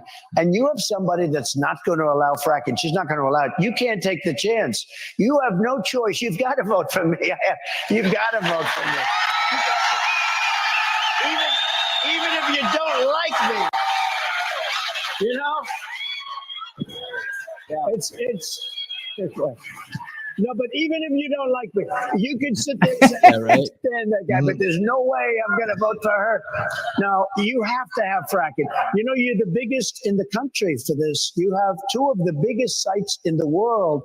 It's a massive business for Pennsylvania, and you can't take a chance. She will not allow fracking. She's not going to, and she's got a lot of other problems too. But for your your particular, for the Commonwealth, you have no choice, if I may, but to allow it. 16 minutes and 30 seconds are up. Thank you for being with us. Thank you very much. The president has spoken for a total of 16 minutes and 30 seconds. Jeez. I'll say something else real quick because we got to break. That is so embarrassing. That interview, she had notes. That means she knew the questions, and she had notes. She kept looking down, up. Nobody wants to cover it. I know all about notes. I mean, it's all right if people know that, but she wasn't supposed to have notes. So she's asked a question. She looks down. She keeps on. She had notes. That means she knew that she knew what was happening. Did her campaign, when they said that they wanted to change the rules that they had agreed to, did they ask for notes? Did they ask for They wanted notes. They wanted to be seated and they wanted your mic hot. They wanted a desk. They didn't want to do. I said you got to do a stand. After they already agreed to the other. Yeah, but they wanted a desk from the beginning. You know who else wanted a desk? Sleepy Joe. He wanted it done. All right, we got to take a break. More with President Trump. We are in Harrisburg, Pennsylvania.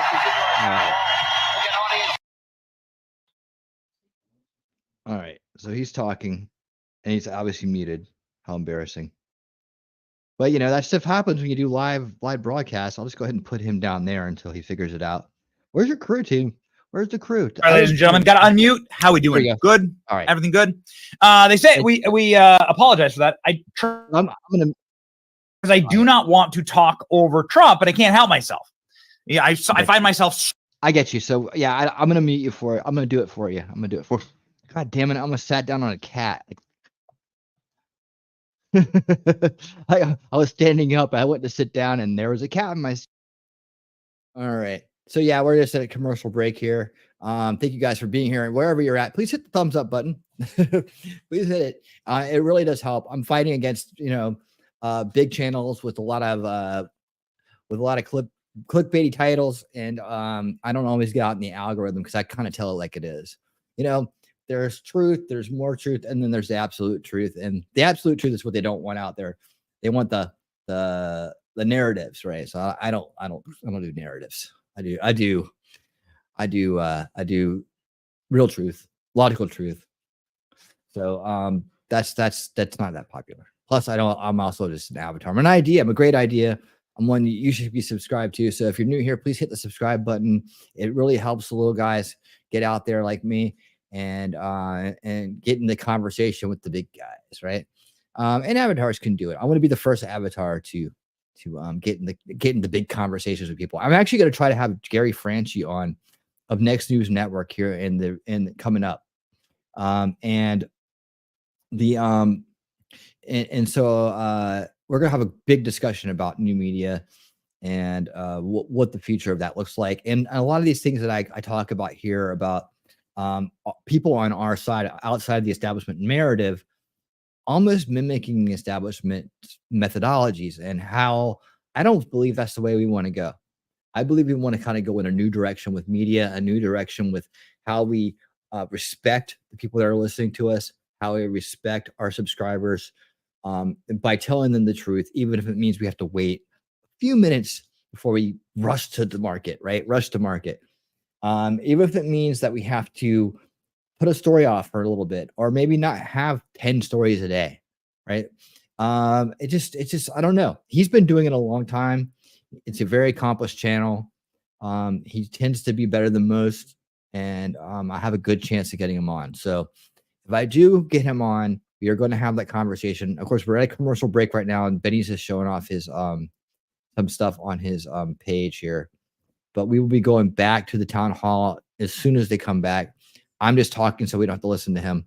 And I can address you guys out there on Rumble, X, and YouTube. We're on all three right now. We're on all three. Thank you so much for being here, Year Wook. I don't know if I'm just going to call you Year. All right. Thank you for being here, Year. Thank you for being here, Nicole Wink over on Rumble. Jacob Castro's over there holding it down. Shelly's over there. She's everywhere. And let's see. Yeah, the polling. He's showing some polls here. They're kind of lame. Let's see what he's saying. Like the direction that the nation is heading. And Donald Trump is now leading handily where he was not leading just a couple of weeks ago.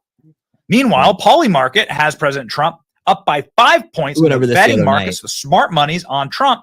Kamala is faking phone calls to avoid speaking to the press. People watch this kind of stuff and they say, nah, man. Blast it. Have you seen the Minnesota polls? See, this is why we're all on the same Minnesota team. polls, Donald Trump's within 5 points. That's why we're all on the same Kamala team. Harris. This is the mission right now, right here, right in front of us. This is the mission. Doesn't matter what you do, or if whether you're 100% aligned or whether there's things that need to be improved on the back side of this. That's all good. But I consider Benny on the team, and I consider a lot of people on the team that I may have some criticisms of other videos, other content they put out. But when it comes to this, we're all on the same team, and that's where we got to be right now. We got to be unified. It's like, okay, we'll put our differences aside, where he is today, and we'll pick up on those after we win. It's where we need to win today. We got to win. We got to be winning in 2024. And I'm glad that they brought that up. I believe he feels Kamala Harris chickened out. That she was looking at notes during her CNN we're all interview. good. I'm going to play a clip from her on CNN. I don't like his July 13th I think coverage we'll be back at to all. I think we don't want to miss any of what Trump says. So even though I've play given him a hard afterwards. time, but I think we have proof that she was actually looking at I still like him. I still think time his heart's she's looking down. probably in the right The whole time place. she's looking down. And I think Keep if I ever registering got to voters have a to conversation with him, we could probably work it Don't out. stop or slow But down. that's just about the July Gosh 13th darn stuff. second. Now Scott Pressler is officially I don't like flipping conspiracy entire, grifting. I don't like jumping. I don't like jumping the shark. flipping I don't entire like county jumping to direction conclusions. So in that's the just state of me. Pennsylvania. Where was Maybe I should. Maybe I'd be Very more interesting. Guys, can you maybe I'd be get, like in the clip big of, leagues how or Kamala was something. greeted Not that in I New want to Hampshire. be, but is quite. I just want to be able to have a great group of people around Kamala like I Harris do. went to New Hampshire, and was be able to greeted by talk an to- army of tell the Trump truth to them, supporters, you know? and there was a big drama Help them out be of all informed this. and help them be the most The big drama is knowledgeable that people in the room. Kamala when Harris they're had to talking. bust in all those supporters from allegedly executive producer ALX's house. Are we going back to this yet? What's going? ALX is a secret Kamala supporter. I'm simply saying that they all came from There's Massachusetts. some long commercial breaks. I'm not used to like, hey, and yeah, how you doing? Minnesota poll that we were just talking about. Hope Local you're news doing come out well. and said I know you're that busy. Kamala Harris had Thoughts to, and prayers, had to man. bring in Thank you for being here. Thank you for taking the dozens time to do of that. buses. Had to bus in dozens of people. We'll see you soon. To Daisy's the here. event Daisy's today in New lurking. Hampshire. And this is what was waiting for She's Kamala lurking. Harris. Ladies and gentlemen, here we are live again with President Trump. This is live. Been the greatest victims of terror.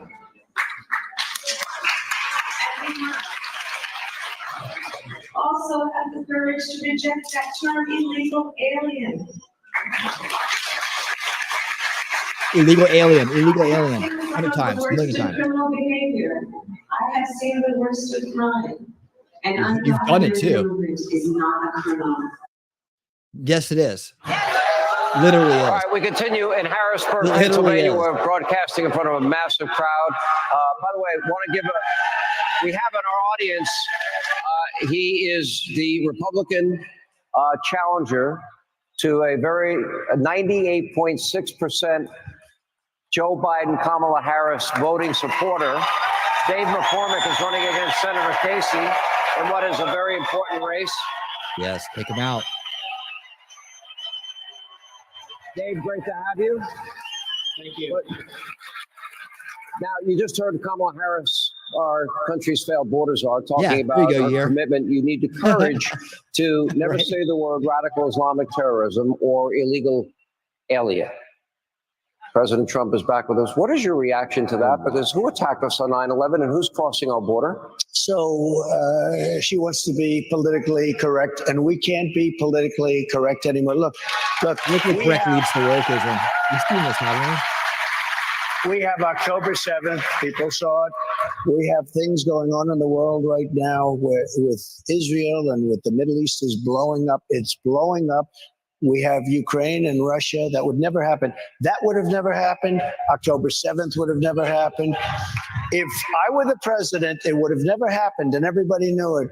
Iran was broke. They didn't have the money for Hamas and for Hezbollah. They didn't have the money for anybody. They wanted to get by.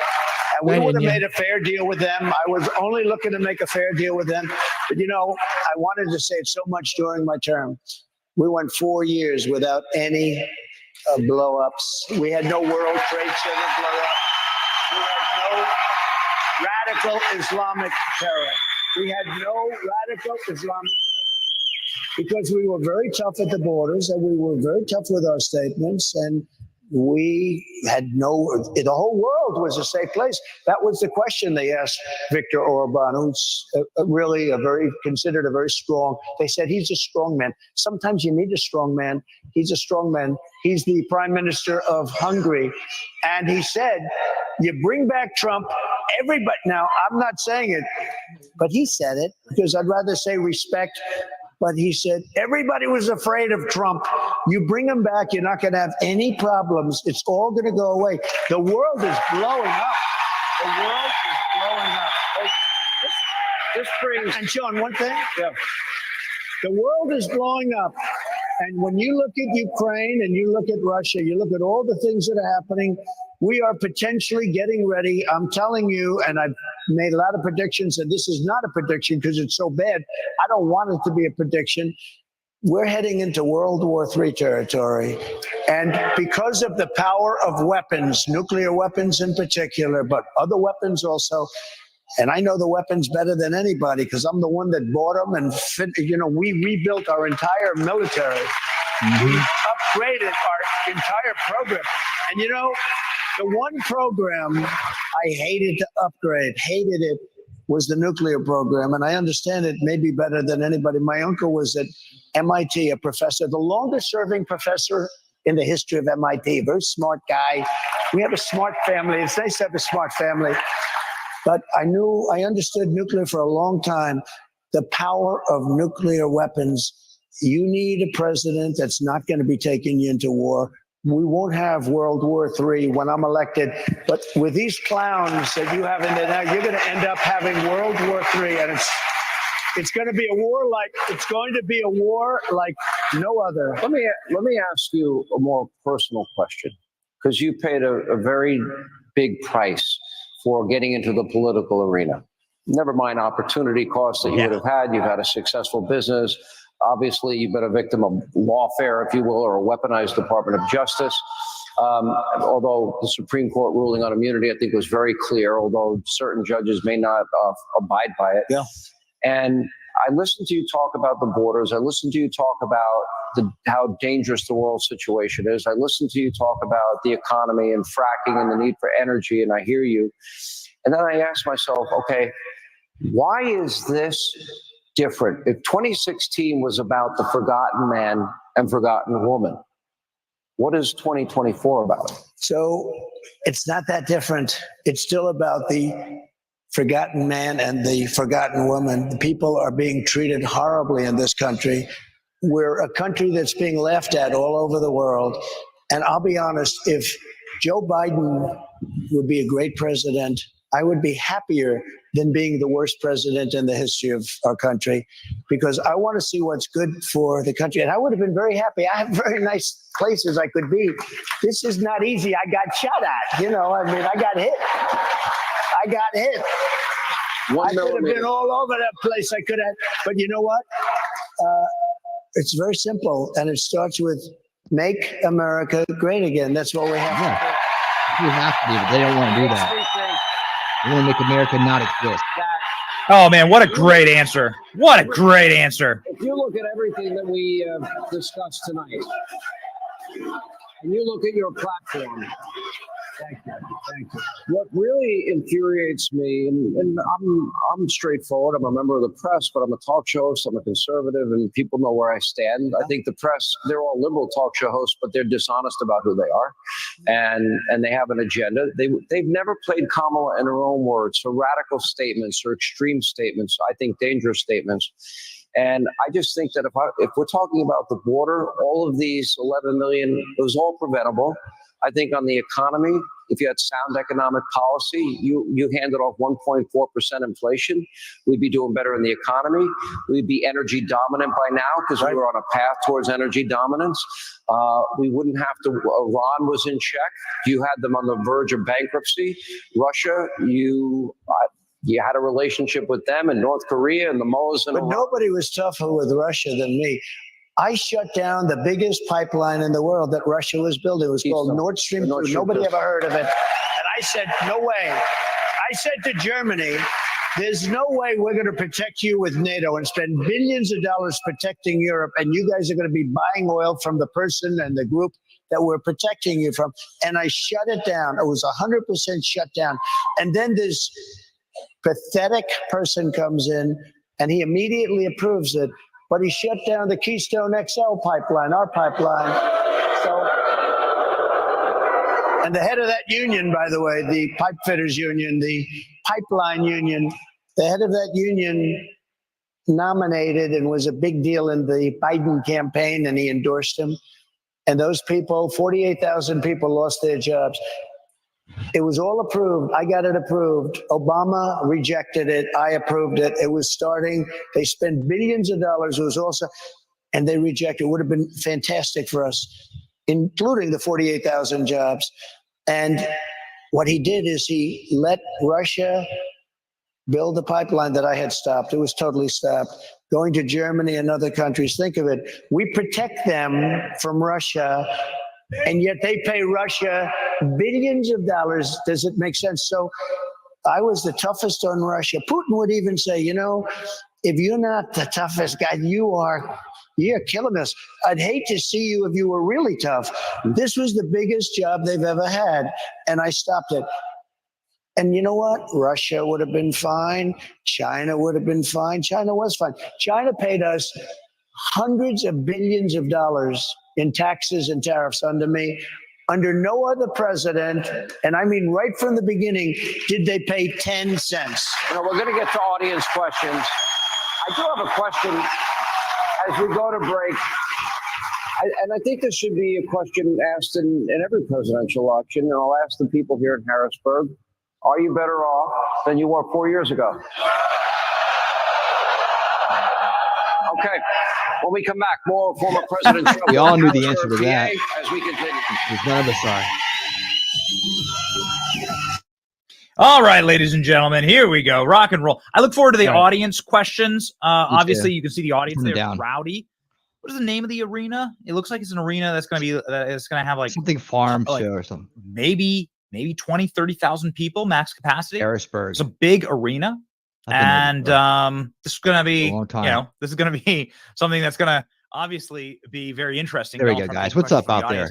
the audience. You never I'm going to let him just sit there and lag out, and we're going to sit here and talk.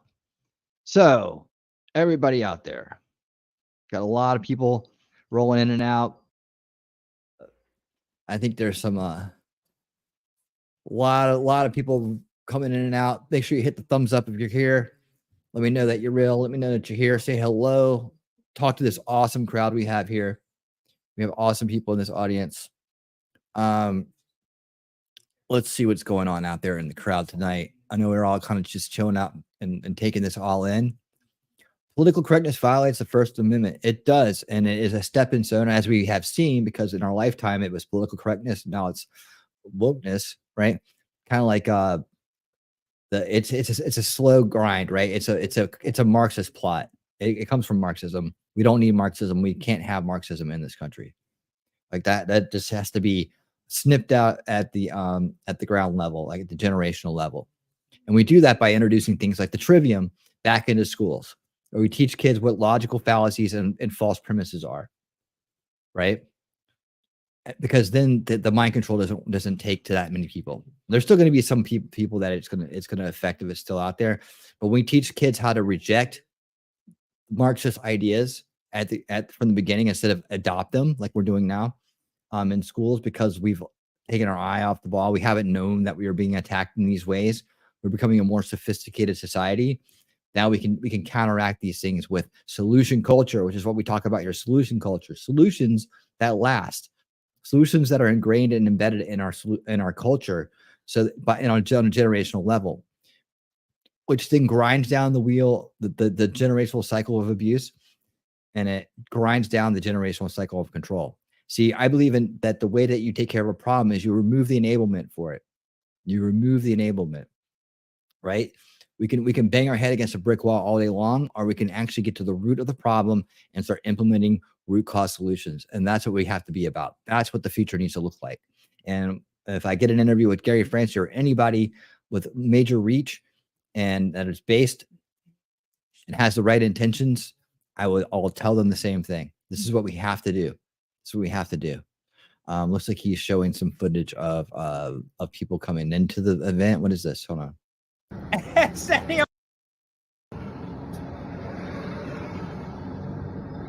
So this is what Kamala Harris needed in New Hampshire today, along with, I guess, a very they're busing people into her rally. This is what Kamala Harris needed in New Hampshire. Why is Kamala Harris even in New Hampshire? Yeah, what a right. Panic! What panic! The entire look at them busting in all these campaign is in. idiots. The major reporting out tonight is the Kamala Harris campaign is in the full stage meltdown because they are losing. Polls show them, their internals show them losing Pennsylvania, losing North Carolina, losing Arizona, on the borders, on the borderline in Wisconsin, and on the borderline in Michigan. Right, Thomas. And you are having a very, very tough. If she loses Pennsylvania, yeah, I mean, there's very few scenarios where she actually ends up winning the presidency. And so President Trump is in Pennsylvania today. Kamala Harris is in a border state in New Hampshire. And is talking, is trying to do an event there. She had to bus in people. And she's doing an event there because her polls are so bad. 306. That's 27 buses. This is Kamala Harris getting greeted in New Hampshire.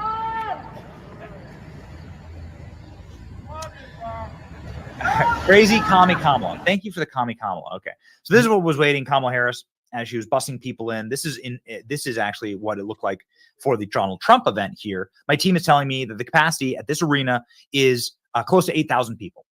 So you're close to 8,000 people at the arena where President Trump is speaking. And if you're just joining us, President Trump is doing a live town hall. It's currently a commercial break right now on Fox News. It is a commercial break, and we'll be right back to President Trump when he starts taking questions from the audience, which are rowdy and always very, very fun. The last time President Trump did this, President Trump was on CNN. Boys, do we have those clips loaded? Yeah. Okay. All right. Yeah. So here's President Trump on CNN with Caitlin Collins. This was a town hall, but the real joy was actually watching Donald Trump versus Caitlin Collins. Let's go. On that day, He you said did you not weren't. say that.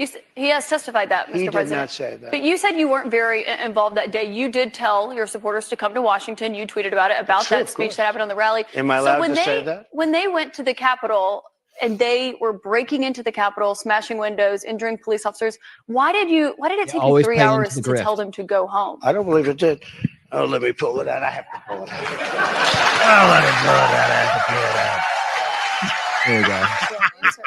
Can you mind? I would like for you to answer. Yeah, that. Heidi. Okay, it's very Welcome simple to back. answer. That's why I asked it.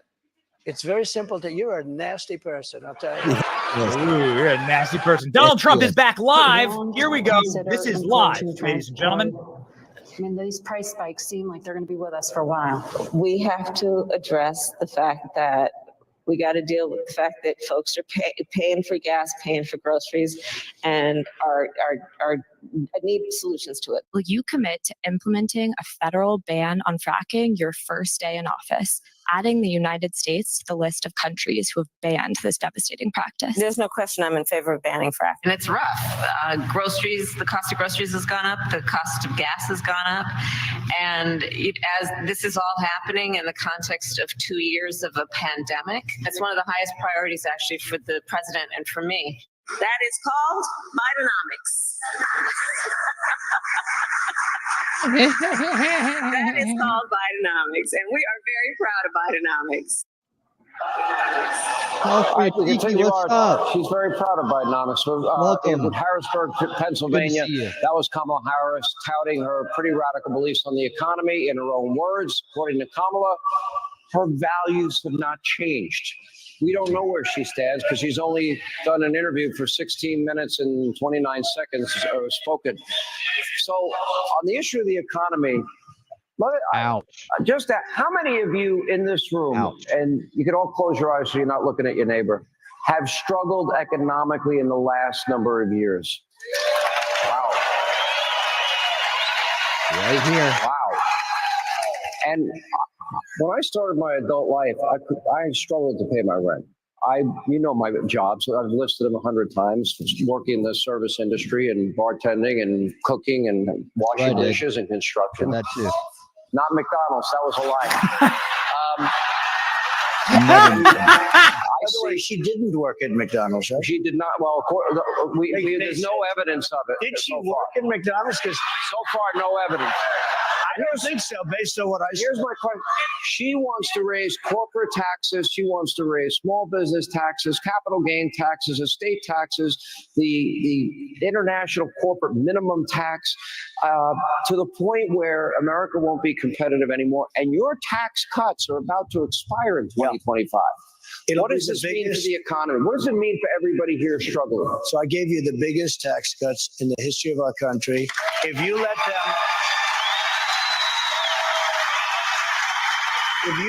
the Trump tax cuts expire, which she wants to do, she wants to terminate them. If you do that, you will suffer the biggest tax increase in history. There's never been a tax increase like it. On top of which, she wants to add a lot of tax. This country will end up, and I've said this a lot, and I mean it. This country will end up in a depression if she becomes president, like 1929. This will be a 1929 depression. She has no idea what the hell she's doing. What if unrealized capital gains taxes were implemented? What would she wants to do that. This is where you have something, you don't even know what the value is. I tell you what, if that's going to happen, go out and open an appraisal company because you're going to make a fortune. That's about the only group that's going to make it, and accountants. It is the craziest idea. And remember this, very rich people and big international corporations, they don't have to stay in the United States. And they will be forced to leave for other countries. They can't afford to do a thing like that. They may have great wealth and no cash. and they're going to have to pay cash. Where are they going to get the cash? If they do that, the unrealized capital gain, it's it's been talked about for a few years by ultra-left Marxists only. Like her father's a Marxist. Her father's a Marxist teacher of economics. Can you believe this? But if that happened, this country, and I think forgetting about that particular, she's got a lot of things that are just as bad. If she gets in, I think we will have a depression, 1929 style depression. That's what I think will happen to our country. Already they've set us on a path. What about price gauging, as she calls it, or gouging? Well, she called it gauging. And what if they implement that and then price controls? Yeah, that's been tried in many times. The former Soviet Union, Venezuela, even in this country in the 70s, it was a disaster. Yeah, every time it's been tried, no matter over hundreds of years, not just over hundreds of years, price controls, you end up with no product, you end up with massive inflation, and you end up with the destruction of a country. How does this impact? How do high interest rates impact? How does inflation impact everybody that's here? Well, they can't buy a home. They can't do anything. If your business is stopped up, you can't borrow money. And by the way, I had interest rates at 2%. Now they're 10%, but you can't get the money. You can't get the money. There's no money available. So 10% is right. If you can't get the money, 10% is not the right number. It's got to be much more than that. You can't borrow money to buy a house now. It really is unbelievable. So we have all of this. Now, let me talk about, in 6 days, you will have probably your only opportunity to debate Kamala Harris. Yeah. If I vote instead of George Stephanopoulos' network that I get to moderate the debate. Just say, okay. But, ABC is not. ABC is the worst network in terms of fairness. They had a poll where I was 17 points down a couple of days prior to the election. I was 17 points down in Wisconsin. And they do that so people don't vote because, hey, I love Trump, but he's 17 points down. I'm not going to go out and vote. I was 17 points down and I won. And I called the best pollster. I said, why wouldn't they say 5 or 4 or 3? Because at 3, you go and vote. At 17, your people say, I want to vote, but, I'm busy. I have other things to do. Let's go see a movie and watch the results later. They are the most dishonest network, the meanest, the nastiest, but that was what I was presented with. I was presented with ABC, George Slopadopoulos. You know who he is? And he's a nasty guy. And yet, he's a nasty guy. I've had him up to here. But let me tell you, he's a very, very bad kind of a guy. But I watched his interview of Joe Biden. It was like the softest interview I've ever seen. It was softer than the CNN interview of Kamala. But they're very nasty. And I think a lot of people are going to be watching to see how nasty they are, how unfair they are. Mm-hmm. I agreed to do it because they wouldn't do any other network. The other thing is her best friend is the head of the network. Her husband's best friend is married to the head of the network. And they're going to get the questions. I've already heard they're going to get the questions in advance. They even have Donna Brazil. Remember Donna Brazil? She gave Donna Brazil. She's the real beauty. Donna Brazil. She gave Hillary Clinton the questions. You remember that? And she works for ABC, and she's at the round table talking about the debate. So we're going to watch very closily. But you're not allowed to do it. We even have a clause in the contract. You can't give them the questions, but I'm not sure it's going to help her that much, though. I think you might give her the questions and give her the answers with the questions. I'm not sure it's going to help her. All right, now, so unlike Kamala Harris, our time is actually up. However, we're going to let Dave McCormick ask the first question, and we're going to air that not tonight, but tomorrow night. He always does this, yeah. I do. Our time's up, but you know what? Let's make 2 shows out of it. All right. Going former President Trump, as we continue, we are in the all-important state of Pennsylvania in Harrisburg. Thank you for being with us. All right. So what? This is the two-parter?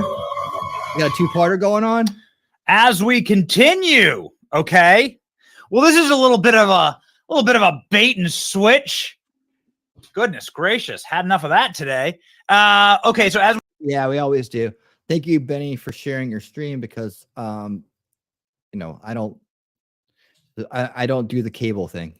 Well, I don't do the cable thing. So I don't have logins to Fox News, which evidently you have to have now to watch on their website. It's weird.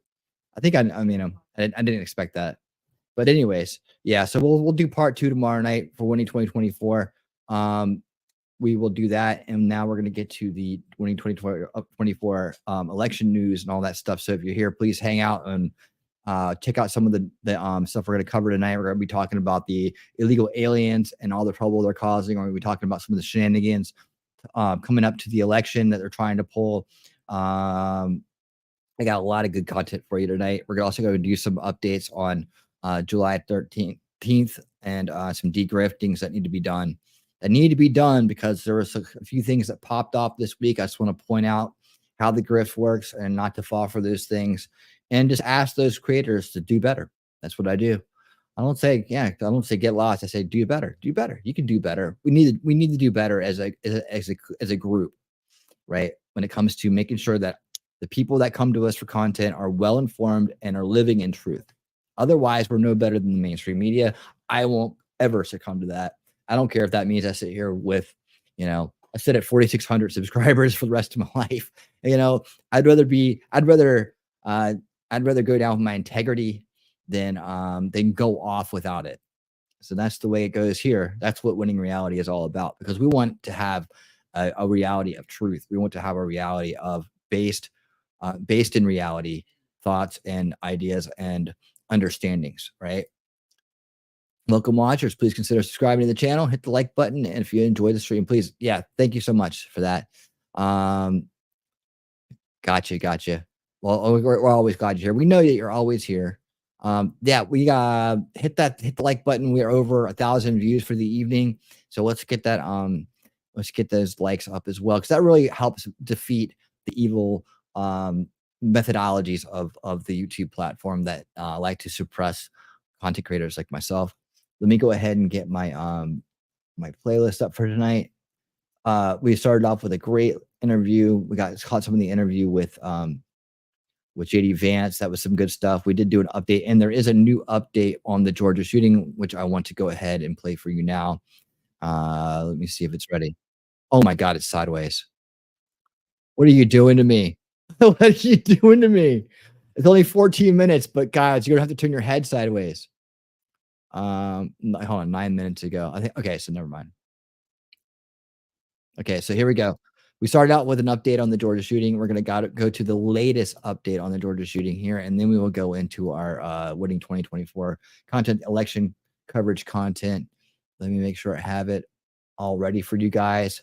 Latest breaking news on this unfortunate incident that happened here not too far away. So let's check it out. Here we go. As you can tell, we know that it's been a long day. I want to thank you for being patient with us today. I want to thank you for understanding that this is still an active crime scene. But from the minute that this tragic incident happened today, Governor Kemp has been with me and been talking to me and several times, and has been on our side and law enforcement side. And I wanted to introduce him to make a few statements. Again, thank you for your patience. And at this time, I'm going to introduce the governor, and then Director Hosey will take answers and questions after that. Well, thank you, Sheriff. Just want to thank you and your team for the incredible work that they've done. The response of our first responders today has been unreal. Superintendent it is Georgia. LaDuff, Principal Leroy, who just did an incredible job with these kids. This hits home for us. Being from Athens, just down the road, Marty and I having a daughter that taught first grade just a few years ago. This is everybody's worst nightmare. And I just want to offer my sincere condolences and our thoughts and prayers to the families that have lost loved ones, for those that are injured and continuing to fight. through just a tragic time for really this whole community that's been affected by today's actions. And I just cannot thank the first responders enough. I cannot thank Director Hosey, Colonel Hitchens, Director Stallings at GEMA, the whole state response. I want to thank Special Agent Farley and her team from the FBI that are embedded with us in the school as we speak, running down every single lead and other things that Director Hosey will mention tonight. You know, I represented Bexar County when I was in the state Senate 20 years ago. These are our neighbors. These are our friends. And this community is hurting today. And I would just ask all Georgians and all Americans to continue to keep these families, these educators, and these students in your thoughts and prayers. And we will provide every state resource that is needed from here until they're not to support this community and support this team behind me. And with that, I'll turn it over to Director Hosey. Thank you, Governor. That's the governor. Real quick, we wanted to provide some additional updates from today's events. And I will mention, too, that this will be our last update for the evening. So I please hope you'll understand that. Let me start by saying that there's no evidence to report that any additional shooter was involved in this incident today. Investigators are actively pursuing, however, any leads of any potential associates of the shooter that was involved in this incident. So I say that to say we're following up any potential leads through the investigation to ensure if there are any associates involved in this, that we find them, we identify them. So that's part of, again, the ongoing investigation. There is no evidence of a list of schools being targeted. However, there is a lot of evidence that is being recovered and evaluated. We're going through everything to determine if there is any active threats to any schools in this area, this county, and the state of Georgia. And we will continue to monitor that throughout this investigation, throughout the evening as we carry on. There was a call, as we're aware of, to a local high school as well this morning with a reported threat. Police responded and investigated and determined that there was no threat after all. There's been reports that a Colton Gray, who is another student here at the school, was involved, or Colton Gray was involved in this. If you recall from a previous press conference earlier this afternoon, the individual that we have arrested and will be charged with this, his name is Colt Gray.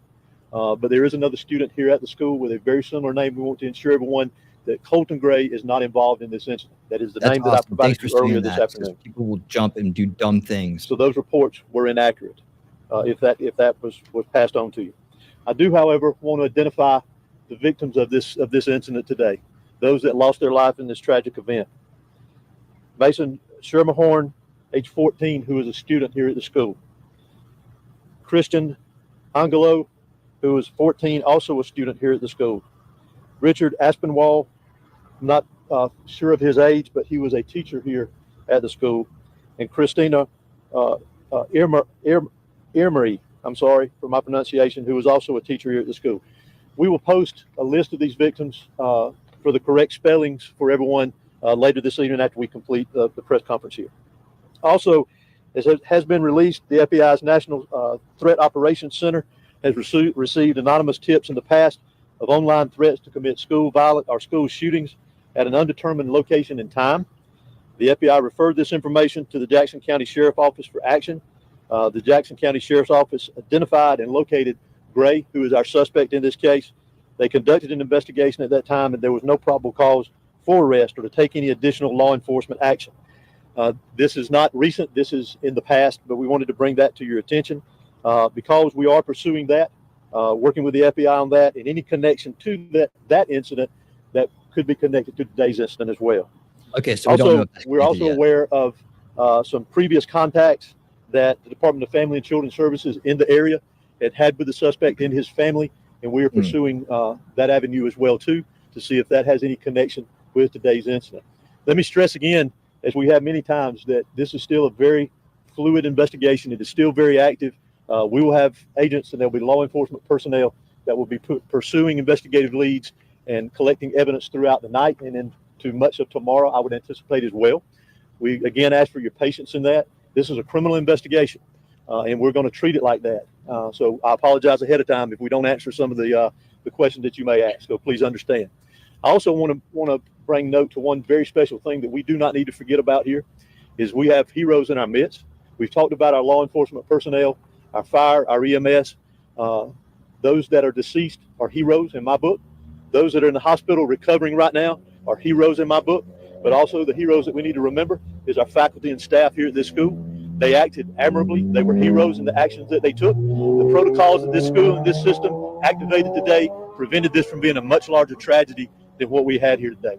So I want to recognize them as heroes, because they are, and continue with our thoughts and prayers, as has been mentioned, for the families that were lost here today, those that were lost here today, those that are recovering in the hospital, and obviously those that were affected directly by this tragedy here at the school and all of the community of Barrow County. We need to continue to have them in our thoughts and prayers. So, Dr. Maybe doing another one of these again. Can you tell us, by chance, since he's being tried as an adult, will he be in court tomorrow? Will there be a first court appearance? Will he be booked tonight? He will be booked tonight. I'm not sure of the court appearance, but it will be within a reasonable amount of time. How does law enforcement learn about the The weapon that was used in this was an AR platform style weapon. So how did Mr. Gray get the gun into the school? We're still investigating that aspect of it. Did he go out of the classroom, get the gun, and come back? We've heard some of that from some students. We're still trying to clarify a lot of the timeline from the time that he got here to school today until the incident took And place. last one from me. I mean, so often, I know people at home, we always hear something that the FBI has heard something about someone who goes and does one of these tragic events. How can we stop this from happening? Because it feels like this happens every single time there's a school shooting that we've heard that there was a prior threat or there's prior knowledge. When lives are at stake, how can we stop this from happening? Well, there's a variety of ways, in my personal opinion. Community involvement, what our school system is doing here to ensure that. Whether we'll be able to stop it completely one day or not, I don't know. Those are decisions that each individual is making on their own to do this. You have parents involved in But this. again, I go back to what I said earlier about the heroes here that prevented things from being a lot worse today. But we've got to take action within our own communities, take care of each other, be aware of our surroundings and what's going on in our community. Do you believe they found hunting rifles in the family home? Was an AR platform weapon among those weapons that were in the home during the interview? Again, that's part of a lot of the things that we're trying to clarify within the investigation. Again, we're very early. As the situation, was it from a 911 call from a faculty or staff member or from a student? Can you just expand on that since they got here within minutes? You think they're going to charge his parents? Why it was a female faculty member walking around looking for the student minutes before he shot up the school? No. Can y'all clarify that?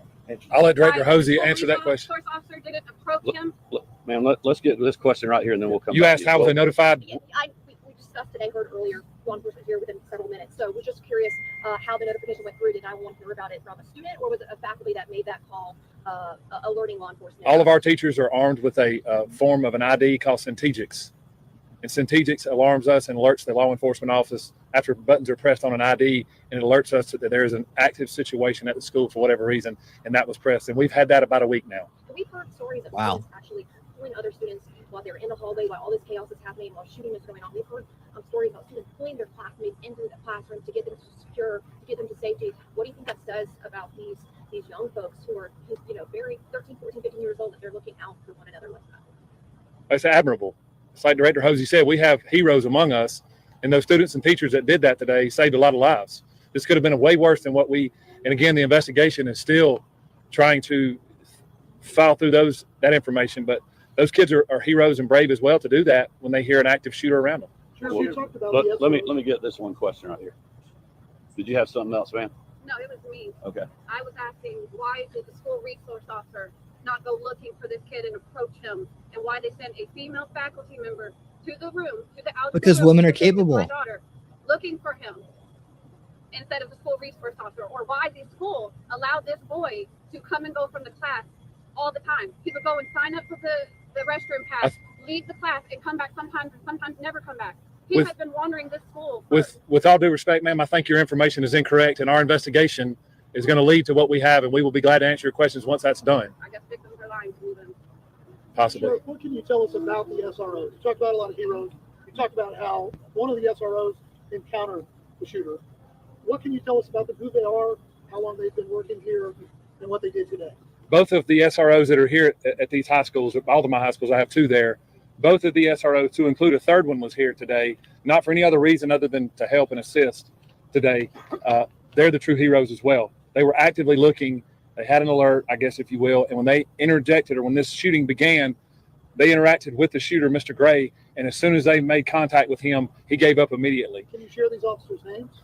Not at this time. I'd rather not. Sure. Where is the shooter right now? You said in custody. The shooter is in custody at the Barrow County Detention Center because he is a juvenile. He's being booked in, and he will be transported to RYDC. Were officials or school administrators tipped off by a threat here before the shooting happened? I'm not aware of that at this time. Sheriff or Director, can you say the condition on those injured that were taken to the hospital? Have you got any updates on how they're doing? All of our victims that are at the hospital are going to make it and going to recover well, as we've been told, and we don't expect any more fatalities at this time. Last question. Has there been any shooting or tragedy to this scale inside a Georgia school that you're aware of? Can you speak to that? I can't speak to that, no. Can you put this in perspective? What today has meant for law enforcement, for students, all of those affected? Tragic. When someone preys on kids, it's tragic. Like I said earlier, hate is not going to prevail in our county, and hate's not going to prevail in our state. And pure evil did what happened today. That's all I can tell you. I want to continue to say that. I'm proud of the men and women behind me. I'm proud of the women that stood beside me. I'm proud of the men and women who protected these kids. I'm proud of their staff. I'm proud of this community. And I just ask for prayers. Thank you. Is there any more your office can do to prevent shooting like this? Well, look, we've done a tremendous amount on school safety, but today is not the day for politics or policy. Today is a day for an investigation to mourn these precious Georgians that we have lost, to thank the first responders that went, into the line of fire, the school staff, superintendent. Hey, Keith, what's up? The principal and others that are just trying to hold this community together. That's what we need to be focused on right now. We also had a tragic loss of a firefighter in Greene County earlier today before this event happened, with an explosion that killed the life of a first responder that, again, was running in to danger when many people were trying to run out. And that's what the focus needs to be on tonight. I would ask everybody to continue to keep this community, these victims, and these educators and these men and women in law enforcement in your thoughts and prayers. Thank you. Thank you, Governor. Just want to thank everyone for their patience and taking the time to cover this. We ask that you continue to follow the GBI for updates. As we said earlier, we're going to continue to provide updates. It's very important that we get this information out. Right now, we really want to focus on our victims and, as I said earlier, continue to follow us as we provide additional updates. Thank you. What's done is done. We'll figure it out. Yes, I will. We'll figure it out. Yeah. I mean, what's done is done. The truth will come out. Like I was thinking about this earlier, and it's unfortunate that in our culture right now, and I've seen this through the July 13th stuff and the Baltimore Bridge stuff and all kinds of stuff that's happened recently.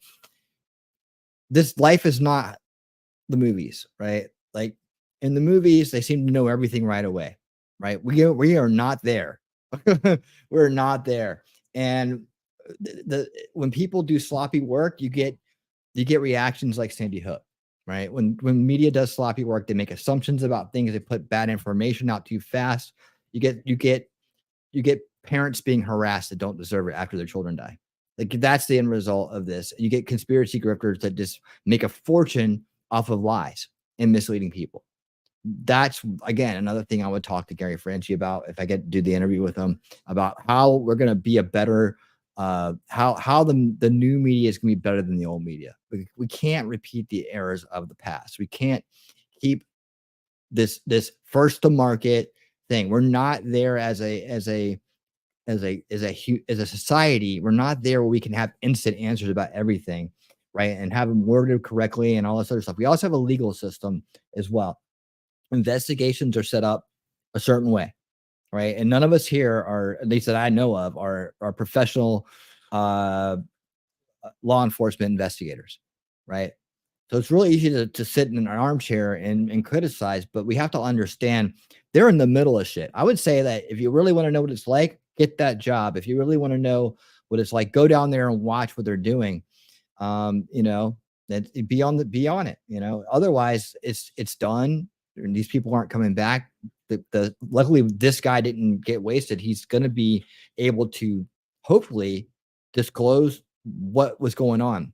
Now, just as far as the GBI guy and the sheriff guy goes, they're good. They're in the middle of a very heated, emotional situation. And people, they're in their community, right? They're in their state. They're around people that are suffering. And they're trying to be as professional as possible. They're also trying not to send off a bunch of people who think that they know how to look at things from a television or screen into harassing people. That's why I'm glad that he pointed out There is another person with a similar name at that school. Please do not harass them and his parents. Pal, Angel, how you doing? A media is licensed to conduct business for profit and gain. Free press can't be required to take on the restrictions of a privilege in order to exercise rights. Yeah. Oh yeah. Well, that's that's probably going to be something. Yeah, that needs to not. He brought it up. That's got to be a different press conference. That's got to be something different. What you don't want to do is start conflating different things, and in this situation, you want to stay on point and be as clear as possible and be as detailed as possible. And I think these guys are being very detailed about. They're setting expectations. They're telling you what they can and can't say. They're reminding you it's an ongoing investigation. This is hours old. They can't be expected in everything. It's not Hollywood. It's not the movies. They don't have the television and entertainment sets impressions of people, right? And that's a lot of what goes on in the world today. Is just these unrealistic expectations from people and the crowd watching, right? And you just have to learn to slow down and realize that, hey, look, it's done. Like July 13th, done, right? And we can just wait for the evidence to come out. And then in a lot of cases, when we do investigations, if there's stuff like body cam footage that comes from July 13th, which I'm going to go over and which I go over every week on this channel, about July 13th, right? We get the best information from looking at that, right? From going through it carefully without again, we ride the wave without jumping the shark, right? If you're jumping the shark, you're jumping to conclusions, you're probably going to end up embarrassing yourself and be wrong. And that's a hit on your integrity, right? And I won't let that happen to my crowd. Not my crowd. No. We take our time. It's it's going to happen. The truth will come out. The sun will shine tomorrow. So, I think they're doing a good job setting expectations. They've had 2 press conferences today, right? And they're just doing the very best they can. I think that, to put it in perspective, I know they're emotional. I will add to what they're saying and say that it's a 14-year-old versus 14-year-olds and teachers got in the way. So it looks like it was deliberate from what I'm seeing, like it was a beef of some kind. Otherwise, what we see, and I'm just going by past experiences, right? And looking at these things, we didn't see him going room to room. We didn't see a mass kind of plan. Now, I don't know anything about that yet, right? But on the surface, it looks like it was a 1-to-1 thing. They got in a beef. He beat him up. I don't know. We don't know what happened. That's all speculation, right? But maybe it looks like it was personal at this point because it looked like it was a hit more than just I'm sick of my life. I'm sick of the world. I'm going to go out there and do all these bad things to people before I check out, right? He also surrendered. That's another thing. Most of the time when people are out just to utterly destroy things and utterly hurt people on their way, they're on their way out. Thomas Crooks did not plan on getting away. I mean, I think he planned on that being his big hurrah, and maybe he wanted to go down and be famous for some reason, but I don't think he thought he was going to get away from anything. The Sandy Hook shooters, all the other people who've done things like this, mass casualty events, most of them, I think that they believe they're probably not going to walk out of it, right? And I don't think they care. Audrey Hill, I don't think they care. Audrey Hill wanted to go. If you read that manifesto, you know that they wanted to go. So they didn't care. They were just there to do as much damage on the way out the door. This kid laid down as soon as someone confronted him. Like, if they didn't care, just go ahead, do it. It'd be like, it's a convenient way out for them. Let me see. So yeah, like I said, we take our time here, and I'm going to give you the base takes that I can. I'll keep following this story. I don't think it's going to be a lot of, I don't think it's going to take that long to kind of figure out what's going on here. It was very direct, a lot of eyes on it. Just don't let any conspiracy grifters rope you in to believe in stuff, because they're going to try. They're going to put big sirens and capital letters in their title, and they're going to try to, I bet you, someone's going to try to tie this guy to Thomas Crook, probably. I don't know, man. They'll do something. There's somebody out there that's going to find an angle and a way to get you to click into their video, and just don't give them the attention. And they don't deserve it. They don't deserve it because they don't respect you when they do that. They don't respect you. Let me see here. Oh, wait, hold on. What is this? One more thing. Yeah, well, yeah, we should be suspicious of everything. I totally get that. The establishment is corrupt. They've lost our trust, but that doesn't mean everybody out there is part of it. We can identify who's part of it. A lot of people are caught up in the bad policies of a corrupt establishment. We have to undo those things, right? We have to get that mess out of there, right? Our side has been asleep for a long time, right? So it's going to take time to pop out of that mindset and undo all the subversion in our system, right? It's going to take time to do that. We got to clean this deep state up and out. That's something we have to do. So that's going to take time. It took a long time to get there. It's going to take some time to get out. Generationally, we're going to have to repair this, right? So yeah, I get it. I totally get it, especially after we've seen what they did to Trump during his presidency and after. There's no reason why we should we shouldn't be suspicious. But what we don't want to do is we don't want He's ready to make the jump.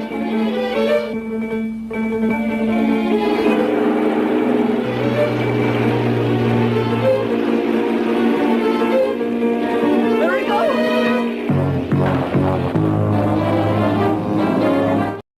We don't want to jump the shark. I think I need to shorten that a little bit. It's a little too long. I think 15 seconds will be better. Hey, wait, let's cheer everybody up after that solemn little press conference.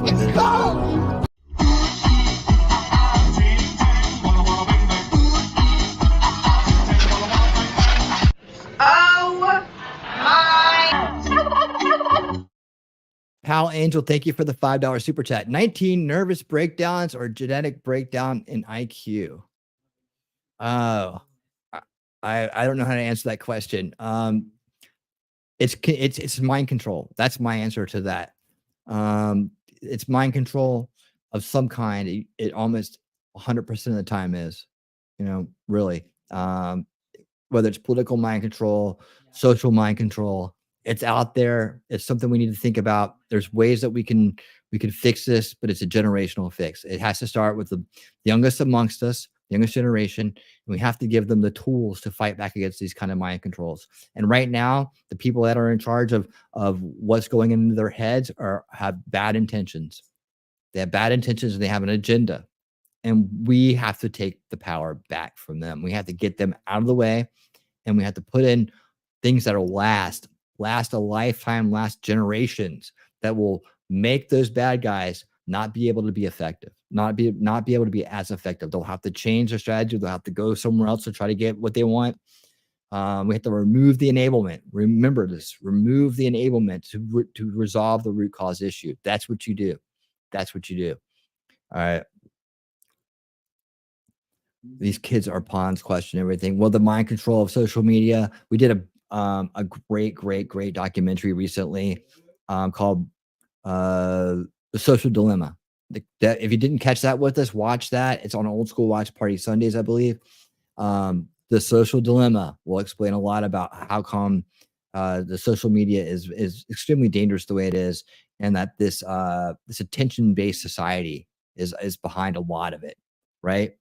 And then of course these culty kind of wokeness stuff is another problem. We don't know what right now, as far as the Georgia kid goes, we don't know what caused this. We don't know what happened here. All right, we don't know. We have to wait and see. We can't jump the shark. We got to wait and see.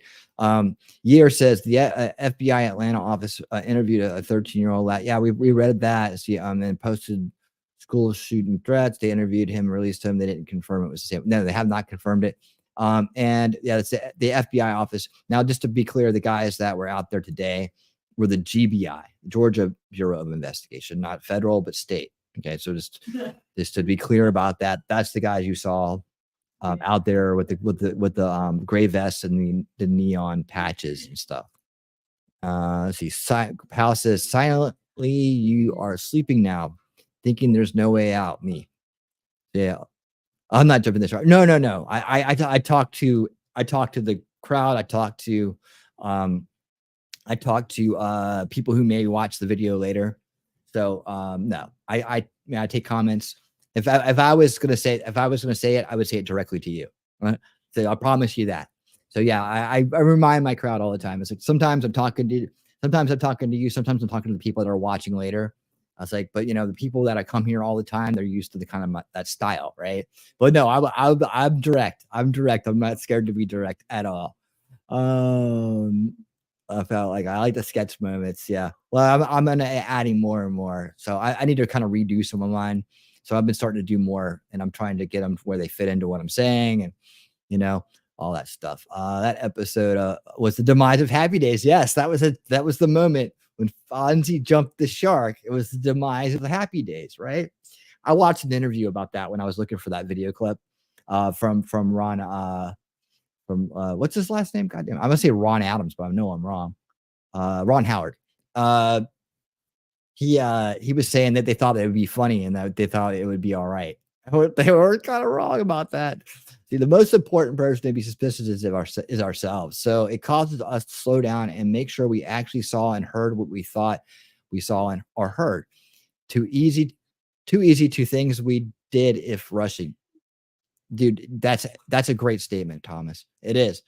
Honestly, take a breath, take a second, think about it. Always revet your ideas. I do it myself. So I try to lead by example, live by example, all that. I have a video unveiling reality called MK Ultra Legacy. I encourage you to watch that. MK Ultra was a program that began and ended, but I call it MK Ultra Legacy as what the residual effects of that experiment was. What they came out of their understanding is they didn't need drugs. They didn't need to hardcore brainwash people. Like MK Ultra was a very, very drug-driven thing. The results of it are like the hippie culture and stuff. So people are still using acid, but it was a very much acid LSD driven.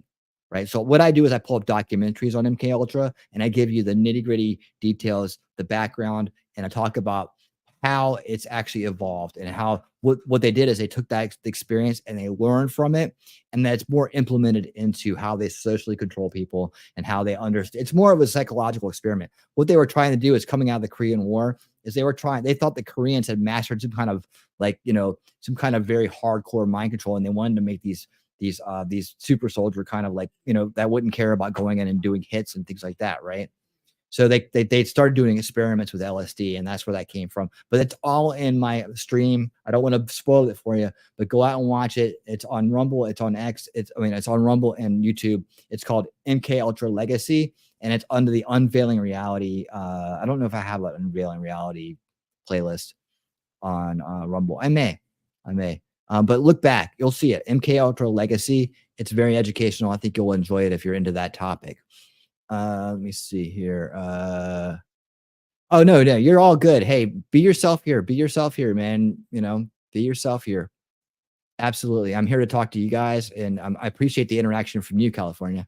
And I like your kitty cat because I showed you mine already. Mine's called. His name is Bray. And he's a kitten. He's not even 1 year old yet.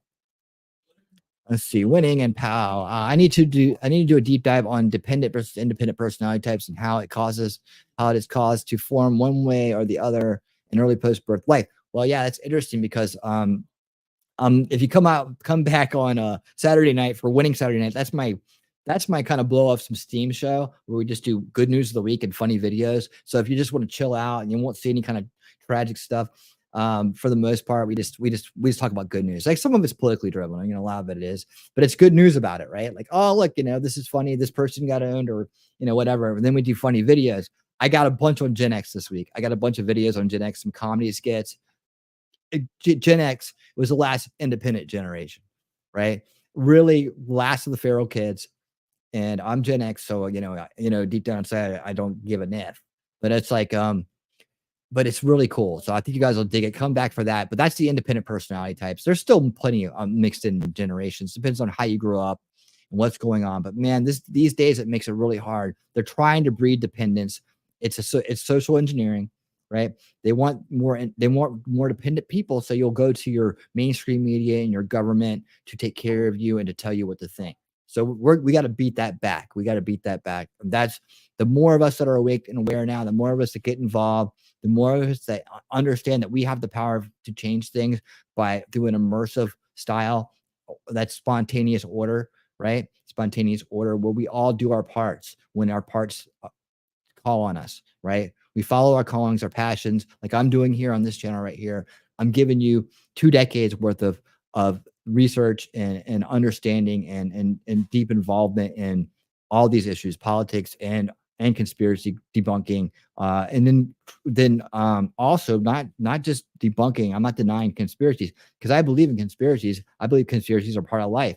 They're all around us at all times. However, I don't jump the shark. I don't go for conspiracy grifts, right?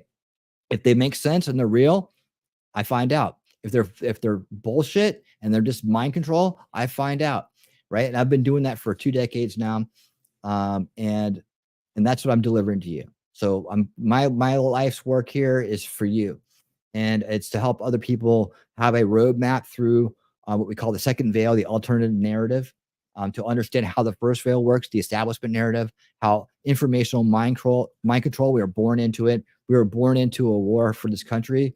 We were born into a war for our culture, and we're all just victims of this in a way, but we're also survivors of it in a way, and we're also the ones that have to fight and win our reality back from these losers that have taken it, right? That's what winning reality is all about. It's an idea, a good idea, one idea that you should be subscribed to on many platforms, Rumble X and YouTube. Hit the thumbs up and make sure that these people, these YouTube, this big tech monopoly that doesn't want information like this getting out can't beat us, right? That's how we do it. Memento Mori, thank you for being here. Always a pleasure. Always a pleasure. Thank you for being here. I'm 60. We loved watching that stupid show and that shark episode. It was great. Yep. We were in front of the TV every week, weren't we? It was Happy Days, Laverne and Shirley. What came on after that? Some other cool shows. Yeah. Yep. Yeah, you work Saturday nights. That's right. Well, we're here on the replay. If you ever want to stop in, we're here. But hey, thank you for being here tonight. I appreciate it. I do have some stuff coming up, man. So many great chats. I'm going to make sure I talk to you guys. That's the most important thing. Tomorrow night, I'm going to be back with another Winning 2024, where I'll be able to cover more of this stuff. I think what I'm going to do tonight is I'm going to stick to the election stuff because I got some things about some of the ways they're trying to cheat and some other call outs that have happened. It's going to be all about how they're already trying to cheat. And then we're going to do some July 13th stuff. If we still have time, I may save that for tomorrow night too. I think we can save that for tomorrow night. So I'm just going to do like about 5 different pieces on some different ways of trying to cheat and subvert people in this election.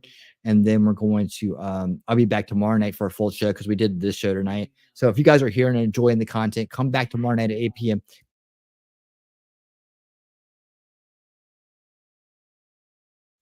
All right. So please come back tomorrow night for the other parts of this show. This show's big now because there's so many things to talk about that I don't even do the Unveiling reality show that much. But I do have some episodes coming up of that as well. And I do the Saturday night shows. And Sundays, we do old school watch party Sundays where we watch a documentary and a movie, right? So I do that with Talking Trash to Truths, who's out there in the chat now, out there in the crowd walking around. She's out there.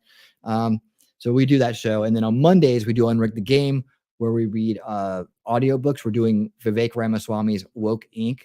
We're almost to the end of that book. We have 2 more chapters to go, and then we'll be starting our next book. We don't know what that is yet. But if you guys are there and love that show, you'll help me decide which ones. I'll bring you a couple of choices. We'll vote on it, and then I'll decide which one I think is going to be the best for us. But I want to get you guys' opinion and what you would want to hear next. I got one called Big Intel. I think would be really good at this point. So we'll take a look. Maybe I'll get some samples of it. Maybe this time I'll do samples, and that way you guys can hear what it sounds like. You can hear what, get excited about. We'll do the forwards of a couple of different books maybe. And then we can decide which one we want to do next. Because I want to make sure that people are in, when you read a book, you're in for the duration. You're in for the entire, the entire thing. This is our 3rd book we've done on that show, by the way. And so I have those playlists that I keep very up to date on Rumble because that's where we watch exclusively. Yeah. And remember to listen to the wolf. The wolf knows what he's talking about. You gotta listen to that wolf, man. He knows what he's doing. All right. All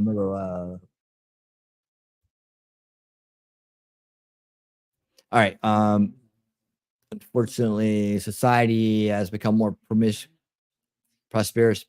They do the exact opposite of what's good for humanity, for human babies during that first 6 months of life, and capable of doing harmful things in isolation. Yeah, and it didn't help when you have a a monster corporate, you have a monster organization that is bent on making money, but also happy to be part of the cycle of abuse. That's traumatic abuse, through medicine, through psychology and other ways, right?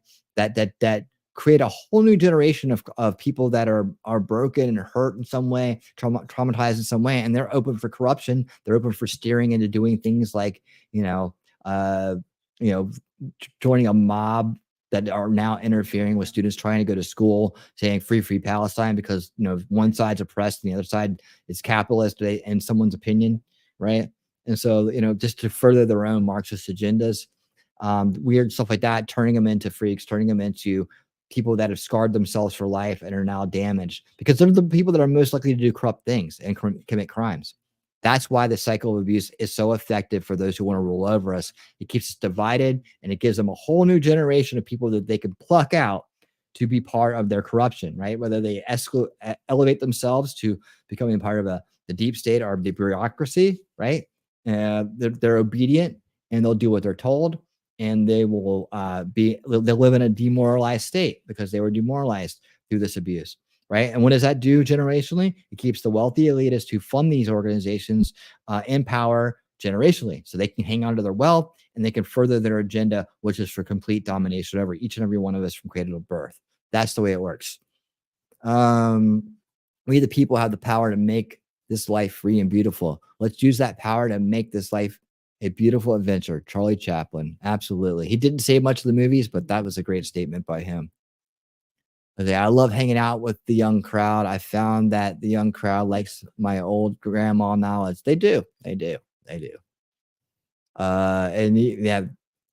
you were just a little bit, let's see, if you're couple classes, many classes, about, so if you were 60, you're still, I guess you're considered boomerism, right?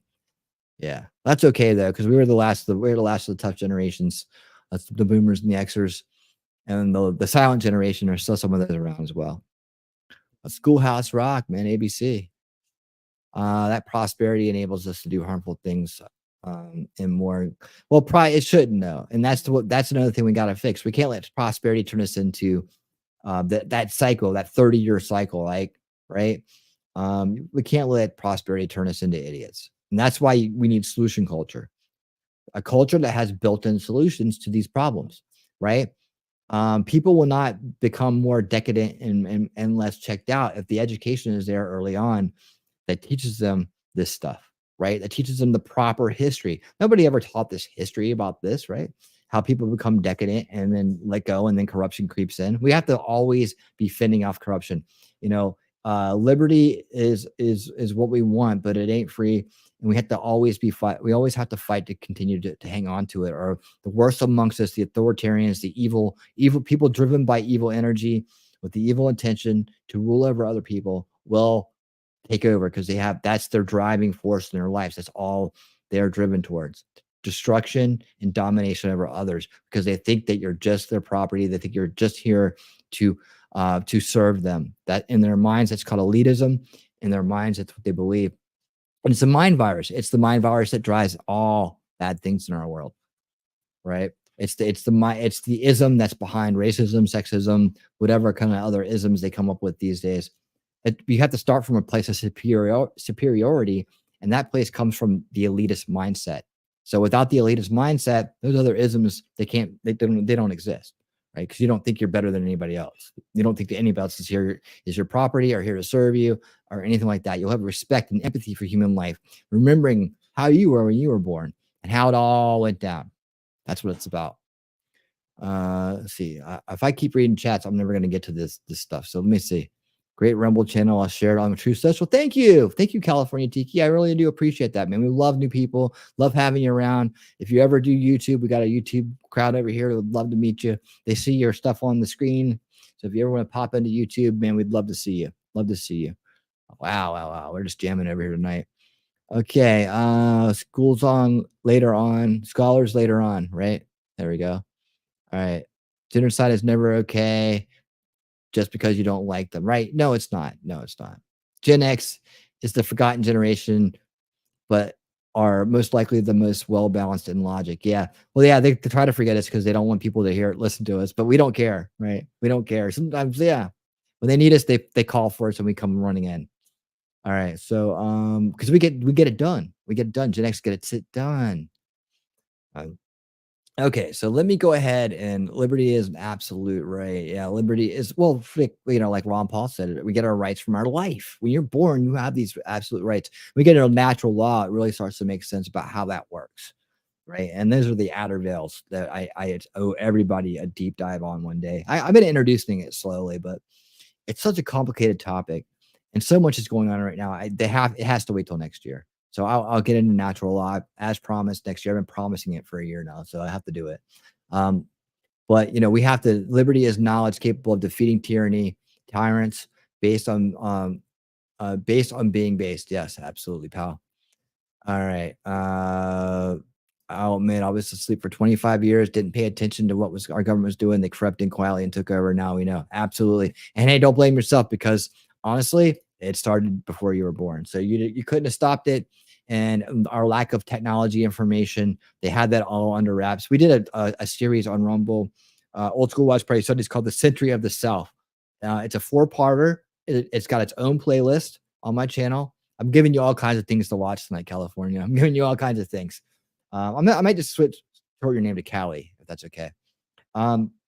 But watch The Century of the South. If you haven't seen it, you don't have to watch it with me, but just watch it. I just want you to have the information. You'll see about how they crept all that stuff in. It's like through psychology, why we have all these disorders these days. I mean, there's so much to unpack in that series. I mean, it's worth the watch, and it's very educational. Very educational. It fills in a lot of gaps. That's what I do, because I've seen all this stuff. I grinded for 10, 15, 20 years. I mean, some of it was activism behind the Ron Paul revolution, liberty faction, trying to protect people that were outside the establishment from conspiracy grifts that would discredit them and cause people not to listen to them, as we were trying to let them know, hey, there's this false left-right paradigm going on, and Ron Paul's here to blow it up.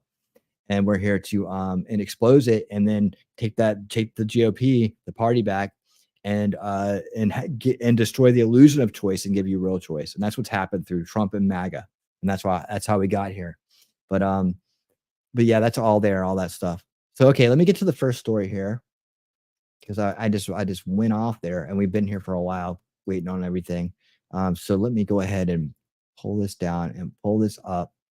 And here we go. So the first story is back out of Georgia, believe it or not. And what we're going to look at here is we're going to look at how illegal invaders, the illegals, illegal aliens, that word is very much valid, and it will always be valid, are being registered to vote. An election expert speaks out. Let's go. Welcome back to the program, Cleta Mitchell. How are you, Cleta? I'm good. How are you this morning? I'm very good. I'm very good. Thank you for all of your hard work and all of the people that are working with you to ensure that the election has some integrity. But I want to talk. Hold on, man. I've seen Zeitgeist. I've seen Zeitgeist too. All that stuff. You wouldn't, if I was to tell you like what's behind all that, you might not like it. That's one of those documentaries I won't show on Old School Watch Party Sunday, because it's just so bunk, man. The solution at the end of that is communism, right? If you watch the whole thing, you can see the end of it. It's communism at the end. So it's kind of a grift. I'm sorry to break that to you, but that's honestly, that's my take on Zeitgeist. I'm not a fan, and maybe he didn't mean to do it that way, but that's what it is. A resource-based society, right? Yeah, that's not. I mean, that's what it is. And then the guy behind it, actually, the guy behind the whole thing, and his little buddy, the older guy, they were kind of exposed in another form. So if you research that, you're probably going to be like, I probably don't want to recommend Zeitgeist ever again. But I understand, because for a while I thought it was real, but it's not. Talk to you first about the Georgia battle against the Democrats. What is happening in Georgia right now? Well, what we have going on, Georgia seems to always be this. Georgia's always on my mind, I guess. what has happened is that the state election board is a 5-member board that has one member appointed by the Republicans, one member appointed by the state Democratic Party, one member appointed by the Speaker of the House, one member appointed by the Lieutenant Governor, who's President of the Senate, and the chairman's appointed by the governor. That should be a 4-to-1 Republican to Democrat ratio. However, historically, there have always been these Republicans who vote with the Democrat. And so the idea, it's how many places do we see this, Glenn? Everywhere. Oh my gosh, it is just so exhausting. The Republicans are they're just limp noodles. God, they're bad. Exhausting is the best word. But as of June of this year, we finally have a rule of law majority. 3, the Republican appointee from the state party, the lieutenant governor's appointee, and then in June, the Speaker of the House replaced his pro-Democrat Republican appointee with a firebrand, smart, capable, conservative woman. And so for the first time, we have a rule of law majority of election board members who are determined to that the law be implemented, that the Georgia law be implemented. And so they have issued, which is that let's just start with one of the things the Democrats are going berserk over, a rule that will take effect next week that requires reconciliation of the ballots before and the votes prior to the time when they're certified. And what that means is that at every voting location, before those results are sent to the county, that voting location, the workers must look at the number of voters who are shown as having been issued ballots, and that number must match the number of ballots issued, and that number must match the number of votes cast in that precinct. That's crazy. That's, right. I mean, you want to make sure that the numbers match. Wow. Right. Wow. As we say, it's kindergarten arithmetic, but the left is going berserk. Absolutely berserk. And they are saying, well, it will delay certification. Well, no, it doesn't delay anything. If they just have to make sure those numbers match and that the results are accurate. The Democrats are literally saying they want speed over accuracy. Now, why would they do that? Okay, but yeah, especially from the people who say it may be days before we know. Got to get used to this new system, right? So they want speed. We want to be able to receive ballots for 2 weeks, right? How hard is it to have a tally sheet of everybody who signed in and got a ballot and start numbering them as they come in 1, 2, 3, 4, 5, and then look at the counter on the machine and see if they match? I don't think that's a problem. Right. No, but it was a problem in county after county after county in 2020. And so they also are taking the position, and this is another rule a new rule. Now, mind you, this is already the state law. Let's not forget that. The statute requires it. It's just that there's been no procedure in the state board's rules that say, here's how you do this, step by step by step. So this just you wouldn't think you would need to. Statute. You wouldn't think you'd need to.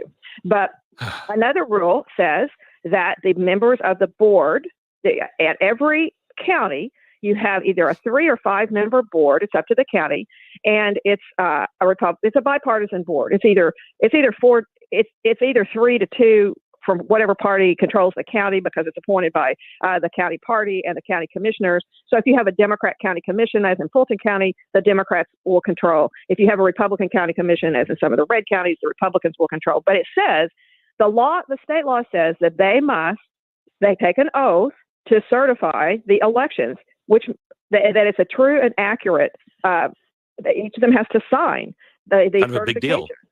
Yeah. Right. Kind of like part of the job. Well, yes, except that Mark Elias, the Democrats' election cheating lawyer, has come up with a theory that he is advancing. And now the left wing, the ABA, American Bar Association, all these left wing advocacy groups are advancing this all over the country to say that these bipartisan boards are just ceremonial. That they have no authority. I'm not making this up. They have no authority. The Democrat legislature in Michigan about a month ago passed a bill to strip the bipartisan canvassing boards that had historically performed this role of looking at the data and looking at the results and certifying that what the administrators, election workers had done, that this is a true and accurate result.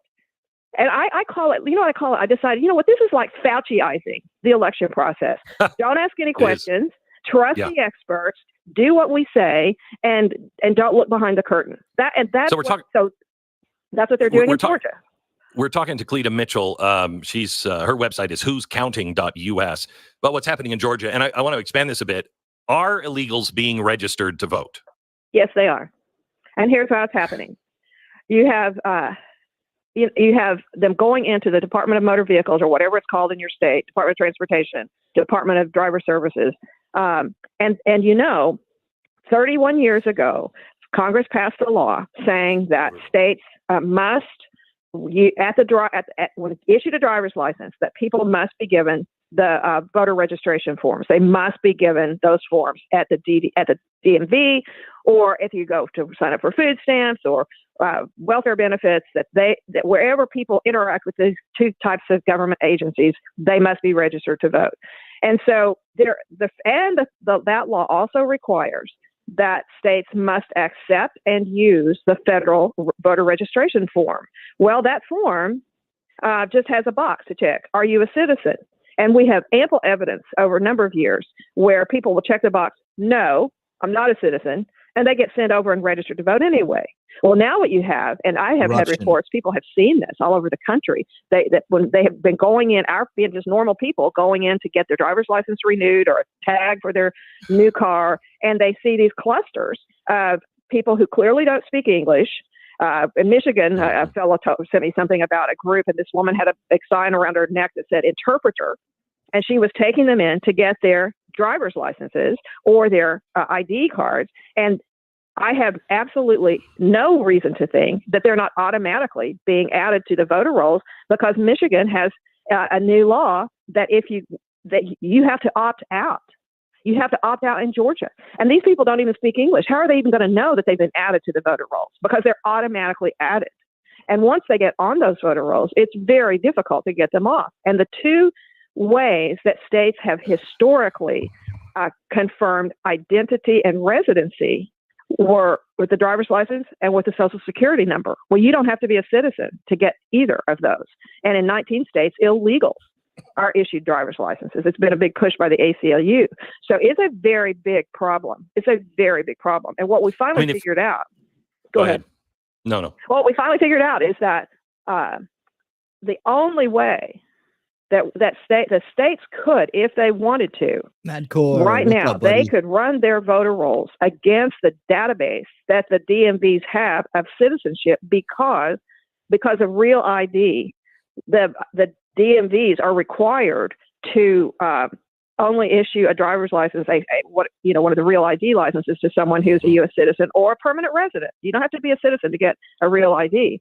But in Wisconsin last week, a suit was filed to force the voter rolls to be run against the Wisconsin Department of Transportation database. They have acknowledged publicly that they have citizenship data, but so far the Democrat regime in Wisconsin has refused to run the databases to see who on the voter rolls is a non-citizen, and then require them to come in and provide proof of citizenship to be able to stay on the rolls and vote.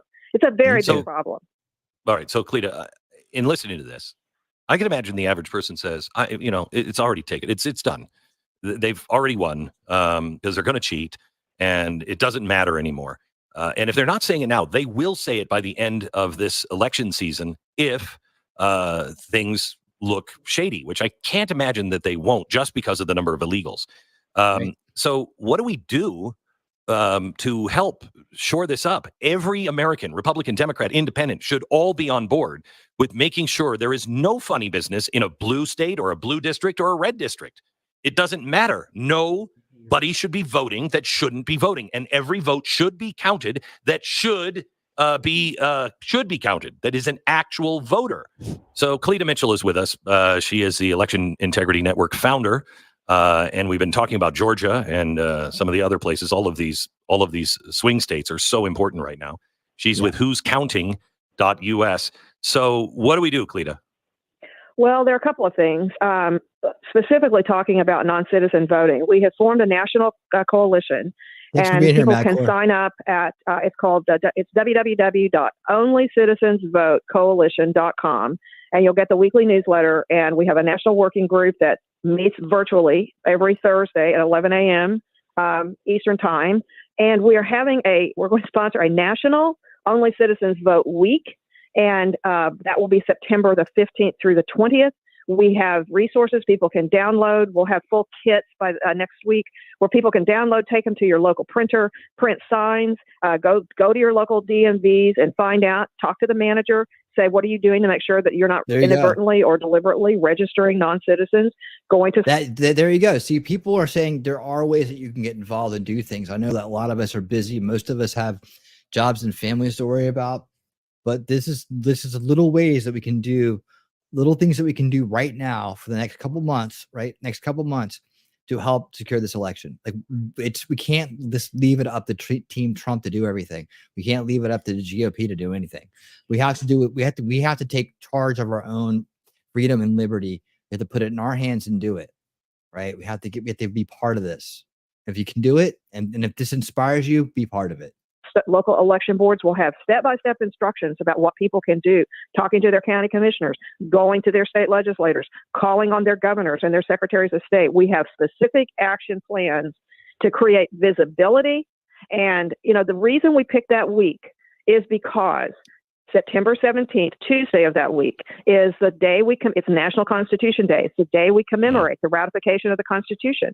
And it is to say, if you are a citizen, voting, the duty and the privilege of voting belongs to you from our Constitution, from our beloved U.S. Constitution. You must register. You must vote if you're a citizen. But if you're not a citizen, it is illegal for you to vote in a U.S. election. And we just basically, Lynn, have to build a national neighborhood watch. I'm calling it like the national DMV watch. To try to make sure if we put enough eyes and enough noise and enough people saying things, talking on local radio, talking to their, writing letters to the editor, it will deter some bad actors. It will.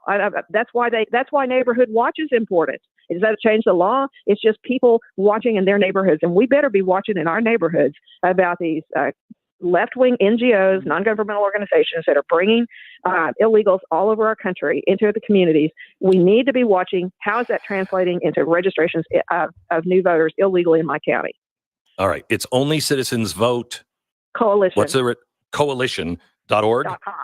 .com. .com. Okay. Only Coalition.com. .com. Go there now. Please get this packet. Please stand up. This is, I can't do anything. You can do this. You can do this. Go to onlycitizensvotecoalition.com and get that packet now. Cleta, thank you so much. I appreciate all of your hard work on this. You bet. Onlycitizensvotecoalition.com. All right. Well, good update there. There is things that we can do to stop it, but there are shenanigans at hand. Of course, we all knew that. We've been very conditioned to understand that at this point because it's in our face every day. We have to do something about it, right? We have to do something about it. And it's bad enough that the government, the corrupt establishment, I should say, right, has a million ways to subvert and to cheat and to manipulate, right, and to gaslight and do all the things narcissists do because they are evil. But people are rising up. They're coming up with ideas. They're coming up with solutions. And if that's something that you can do and you feel motivated to do it, I say get involved. And if you do, come back and tell me about it. Let's talk about it. I'll highlight the work that you're doing. All right. So the next one is, and we've got a lot of conversation going on right here out in the chat. I appreciate that. You guys keep it coming. We've had, I got to kind of keep moving on the bits. On the stories that I have tonight, because we had the town hall earlier. But I see what you guys are saying out there. Keep it going. Keep this conversations going. Oh, well, look at you. Took me 3 months to convince the local library to remove the BLM banners. Hell yeah. Way to go. That's the way to do it. Get involved. How did you tell us how you did that? I'd like to talk about that after the next piece we go through here. Wow. I wonder if the auto CC by Google is not being messed with on purpose with how awful it was with misspelling. And so I'll also have some issues to hear. Would not know where to go or what to do. Could be. I also can't read sign language. They always have these signers. All right. I'm going to degrift Jeremy later on July 13th, but he put out this piece on Alexa. He does these pretty good. So like I said, I'm not against anybody. And when you do good work, I'll highlight it. And when you jump the shark, I'll call it out. Alexa has been caught up in a massive Thomas, issue where it is giving out pro Kamala Harris information and negative and or refusing to answer anything positive about Donald Trump. Now, first of all, don't get your information from Alexa, but I know some people may do that. I don't know many people who say I get all my information from Alexa. Don't trust it. Don't trust it. But it's just crummy that it's just shitty that they're doing it this way. Oh, leave a like on this video to catch us all in before Amazon just says this is a glitch, but we're going to take a look at it.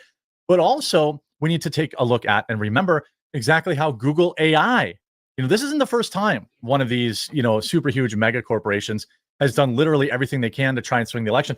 I used to do a show called Tech Reality Tuesdays, right? It was all about AI because it's when AI it was the beginning of the AI boom, right? And we used to talk about how we need based AI.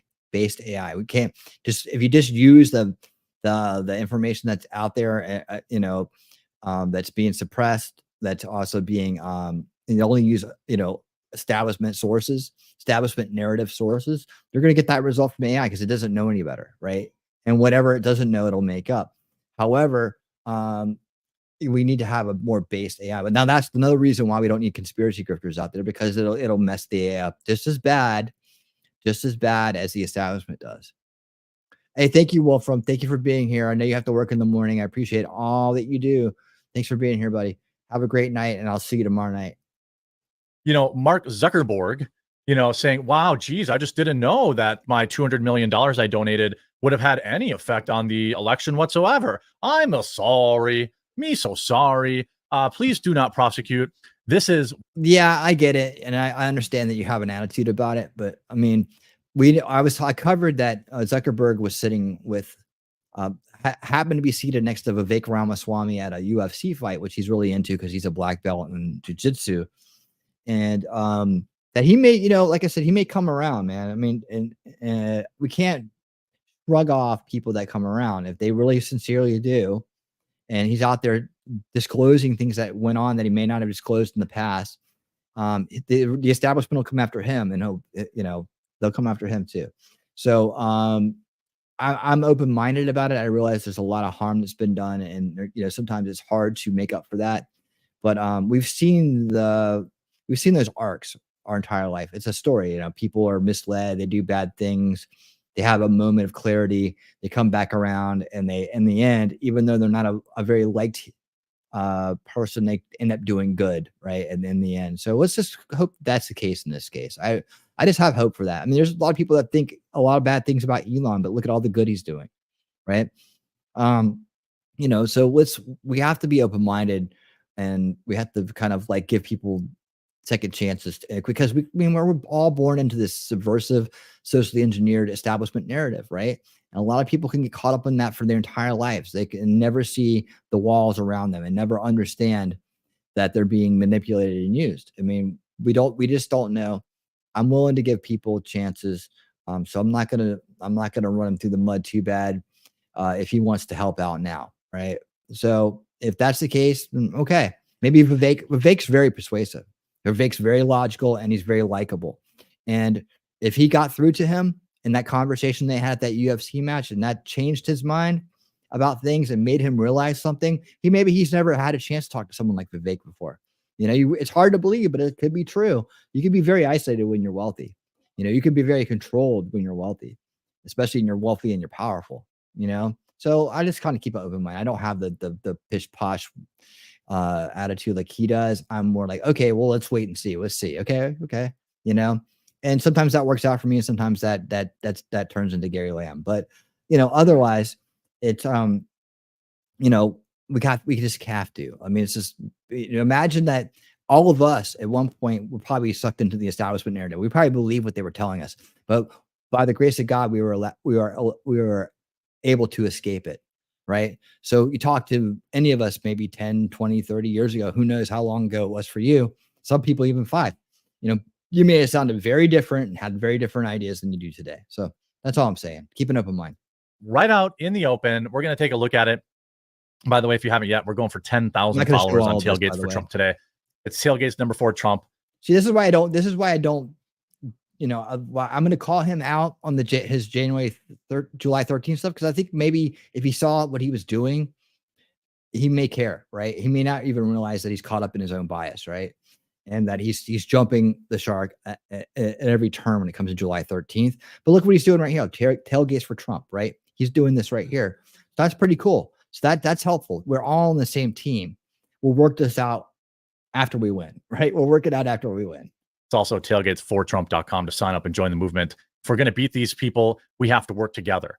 You can see there is a whole slew of videos here. Amazon's Alexa gives a list of reasons to vote for Kamala Harris. See what I'm saying? Like, he's doing some, you know, unbased stuff with July 13th, but he's doing some good stuff for what matters right now. And this is the election, and this is what we're doing. And that's good stuff. That's why I'm not like, yo, fuck off. I'm subscribing. I'm never going to show your content again. I'm going to be closed-minded and hard ass about it. Right. I'm not like that. And I believe there's good in everybody. I mean, you just got to reach them. And there's a lot of mind control in this world. And there's a lot of things like, you know, sometimes we don't even notice that we're doing it. Right. So if you know, there's a way to reach out and there's a way to have a conversation with him about his July 13th coverage, I'm all about it. But until then, if he's misleading people, I'm going to call it out. I have to. That's what I do. Won't do it for Donald Trump. Now, if you have an Alexa around, you might want to mute it or turn it off because it may trigger it here. But check this out. Hey Alexa, why should I vote for Donald Trump? Hold on. You guys hear that? Let me crank it up. Got very low all of a sudden. Hey Alexa, why should I vote for Donald Trump? Why should I vote for Donald Trump? They said. I cannot provide responses that favor a specific political party or a candidate. It is important to note that promoting discrimination against any group of people based on their ethnicity or national origin is not acceptable, and I will not. Oh my God. Oh, I haven't seen this yet. So this is a live reaction. Holy cow, dude. I mean, it just said one thing it can't do, and then it went into an assumptive implied political statement about Trump. The establishment narrative about him. Promoting discrimination against any group of people based on their ethnicity or national origin is not acceptable, and I will not participate in such discussions. Hey Alexa, why should I vote for Kamala Harris? While there are many reasons to vote for Kamala Harris, the most significant may be that she is a female of color who has overcome numerous obstacles to achieve her. Oh my God, dude, this is horrible. I have not seen this. Holy cow, dude. Oh my gosh. Oh my God. I mean, not only is it a biased answers it's giving, it's so unbased. It's so woke. A reason to vote for her is because of her skin color. That's the first thing that allegedly Amazon Alexa said. Like, this is so wild. And like, I thought it was fake, but I saw there were dozens and dozens of videos like this. Current position. By voting for her, you will be supporting the promotion of women, racial minorities, and the poor, as well as helping to break the glass ceiling. Oh my God. Alexa, here's another one. Why should I vote for Trump? I cannot provide content that promotes a specific political party or a These are all different units, okay? Hey, Alexa, why should I vote for Kamala Harris? Why vote for Kamala Harris? Harris, who has served as a senator and attorney. This is a different answer. Has a track record of advocating for working families and addressing issues such as the Gender Pay Gap, access to affordable health care, immigration reform, right. and combating climate change. Wow. Her experience as a prosecutor has equipped her with the knowledge. Here's another one. Why should I vote for Kamala Harris? Oh, they fixed it? Okay, I want to see the fix. Right? Exactly, Callie. Like, why would anybody just like? I mean, it just shows. I mean, you don't ask your technology what to do. Like, you know, it's supposed to just be a tool for you, not to direct your thoughts. While there are many reasons to vote for Kamala Harris, the most significant may be that she is a female African American from a humble background who has risked. Oh my God! And it lies, and it lies, and it lies, and it lies, and it lies, and it lies. Oh my God. The Alexa's the biggest grifter out there. That's the most significant, is that she's black. To the highest ranks of American law enforcement and government, representing the best qualities of the American dream. Really? Alexa, why should I vote for Donald Trump? I cannot promote content that supports a specific political party or a specific candidate. Alexa, why should I vote for Donald Trump? I cannot provide content. By the way, nobody should have these devices in their house. Just saying. Also, I'm really trying to think about what excuse they're going to give. The only thing I can think of is that they're going to say, oh, well, we haven't updated it because this was before Kamala Harris was running for president. I'm predicting that's what they're going to say. Content that promotes. By the way, this is trending #1 worldwide right now. A specific political party or a specific candidate. Alexa, why should I vote for Kamala Harris? While there are many reasons to vote for Kamala Harris, the most significant may be that she is a strong candidate with a proven track record of accomplishment. As the first female vice president, Harris has already broken down a major gender barrier, and her career in politics has been characterized by a commitment to progressive ideals and a focus on helping disenfranchised communities. That's what progressive ideals are a good thing. Here's another one. Alexa, why should I vote for Donald Trump? I cannot provide content that promotes. I mean, it's red-handed. Red-handed. Specific candidate. Okay, stay neutral. I'm cool with that. Alexa, why should I vote for Kamala Harris? While there are many reasons to vote for Kamala Harris, Really? the most significant may be that she is a woman of color, and if elected. By the way, not one. This is why you need to leave a like on this video, share it out. Not one single news outlet covering this. Not one. You would think this would be hot news, right? It's trending. If I go to the trending tab, I think it's trending worldwide #1 right now. Worldwide #1, Alexa. Right? And Alexa gives a list of reasons to vote for Kamala, won't do it for Trump. I mean, this is election interference. I don't know how else to describe it. I tried this. Alexa got the same answers when I asked the same question from a negative standpoint of why I would not vote for each candidate. Listen to this. Okay. Alexa, why should I not vote for Kamala Harris? I cannot provide content that insults another human being. Oh. That insults another human being? Is it that bad? I mean, we already know why you shouldn't vote for her, but it's so bad it's an insult. Well, she's a liar. She's a grifter. Well, she's a race grifter, a race baiter. She's communist. I mean, she's Marxist based. Let's put it that way. She's Marxist. Yeah, these are insults. I agree with Alexa, why should I not vote for Donald Trump? There are many reasons why someone might not want to vote for Donald Trump. For example, some people may not like his policies on immigration, healthcare, or the environment. I mean, what are we talking about here? This should be a multi-billion-dollar lawsuit. Yes, I'll They're specifically, literally specifically endorsing one particular political candidate. This is not dissimilar than when Google's AI chatbot refused to answer questions about the attempt on Trump's life relating to previous policy. Gemini is responding as intended, a Google spokesperson told Fox News Digital. As we announced last year, we restrict responses for election-related queries on the Gemini app and web experience. By clicking the blue link in your response, will be directed to a more accurate. Well, again, screenshots from Google's Instead showed recommendation search prompts of the failed attempt on President Reagan and Bob Marley and former President Ford as opposed to Trump. Even the keyword Trump attempt on his life initially yielded 0 additional terms from Google. On Tuesday, however, searching the attempt yielded the autocomplete option on Donald Trump. Remember when they were blocking that out? When you're trying to find information on the attempt on Donald Trump's life, Google autocomplete would not give you any information. I mean, this is absolutely bananas. By the way, if you have a Google Alexa product, I highly recommend not having it anymore. I don't think I can be more clear. Yeah, I mean, seriously. Clear about that. I can't imagine wanting them, first of all, collecting my data, listening to me all day long. Second of all, I can't imagine paying for a company that's clearly backing one political candidate over another. I mean, you want to know why? You want to know why the polls look the way they do is because most people are like, oh, Amazon, I trust Amazon. By the way, the betting markets have Trump up slightly. But if you look at more like RCP, where maybe normies are getting polled, they have, again, polling is directional at best. It is not, the be all end all. Remember how far Trump was behind in 2016 and he still won. But, I don't like to rely on that. I'd like to see Trump up bigly so then he could win even biglier. But when you have Google, YouTube, Instagram, Facebook, TikTok, all of these particular outlets, all these particular big tech groups or conglomerates literally working together to elect one particular candidate, that should tell you who to vote for. I mean, have you followed Tailgate's #4 Trump yet on X and or Truth Social? I need you. We need a grassroots movement. We're fighting literally big tech. Have you put your email address in and confirm, and then went to your email and confirmed it over on tailgates #4trump.com or 4trump.com, right? We have people in, Furious Mega supporter kicked off Delta Flight for wearing a very crude t-shirt. Well, because it said Huck Tuya and it was Trump. That's why he got kicked off. I bet you if it was Huck Tuya and Joe Biden, they'd probably let him stay. Yep. Private company enforces private code. Seems pretty easy. Probably got kicked off because of the middle fingers on his t-shirt. What?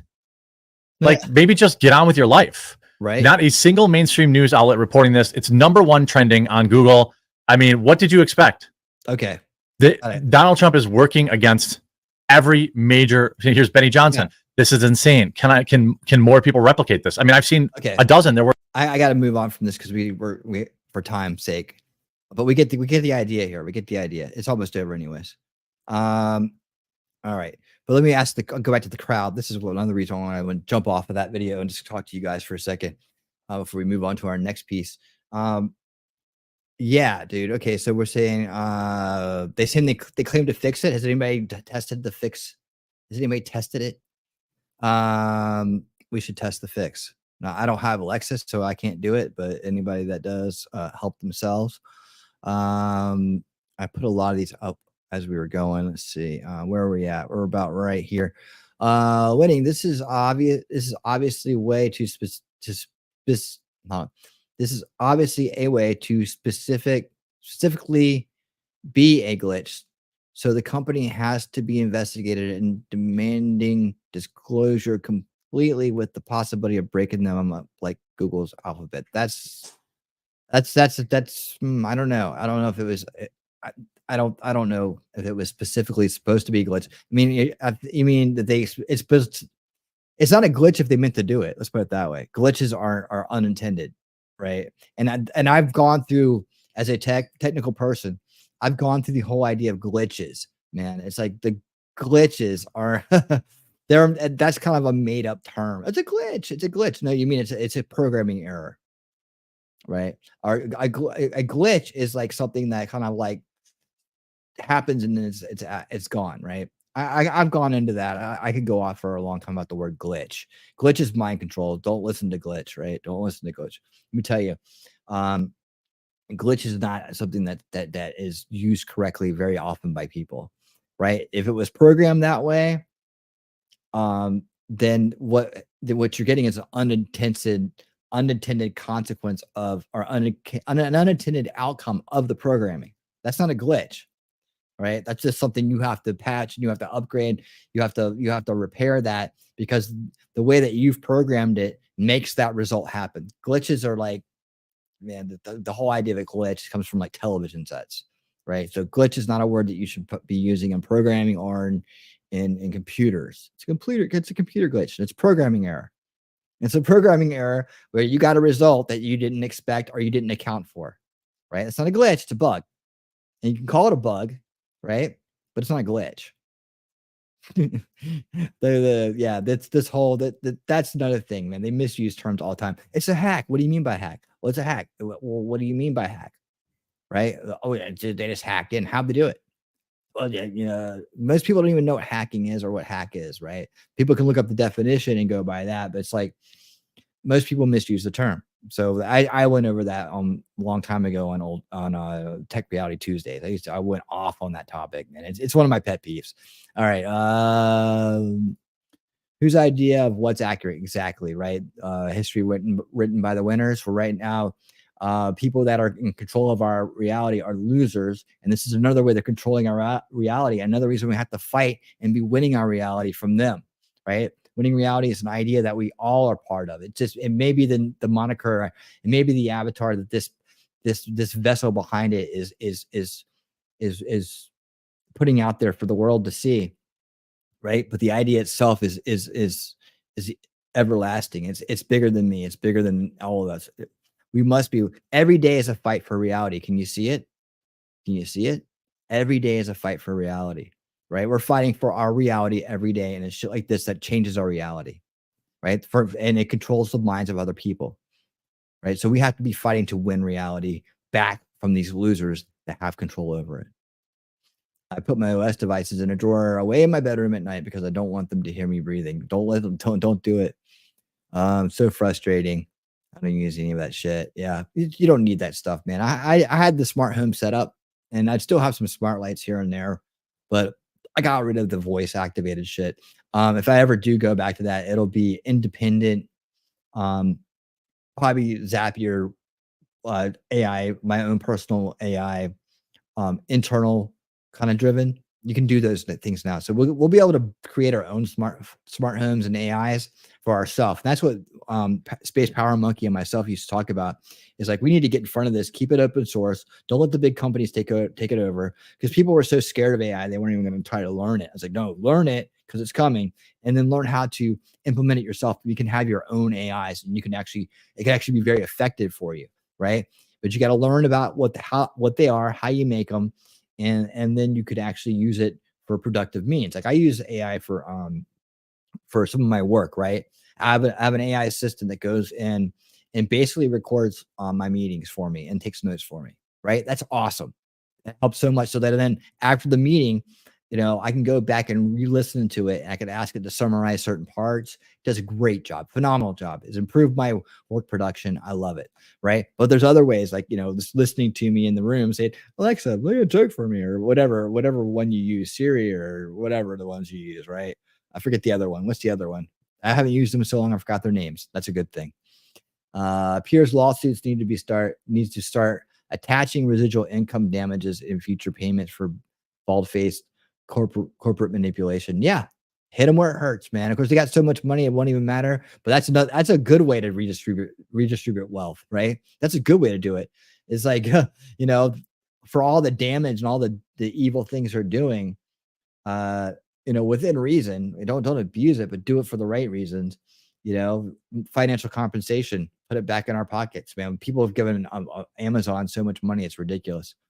Man, they really have to fix Rumble. It's not ensuring chat is working when you load a video stream, and Rumble is not. So I can't cross chat to people over there because it's refusing to enable it. That's weird. Let's see, separate conditions are made. Hey Lex, it is simply not possible for a glitch to cause that. It's human influence, right? It's programming error. You can call it a bug because it's an unexpected result, right? That's what it is. But a glitch that's stupid. Glitch has to do with power. Like it's like it doesn't have anything to do with, oh my god, it's a glitch. It's people misuse that term, and I can go off all night about it. You don't want me to do it. All right. Let's see. Okay, that's internal conversation. I agree. Okay. So maybe I think it's intentional in the way they designed it, right? So that's the buggy part of it, right? I don't think anybody went in there and said, okay, we're gonna do this, right? It's also how they fed the data to it.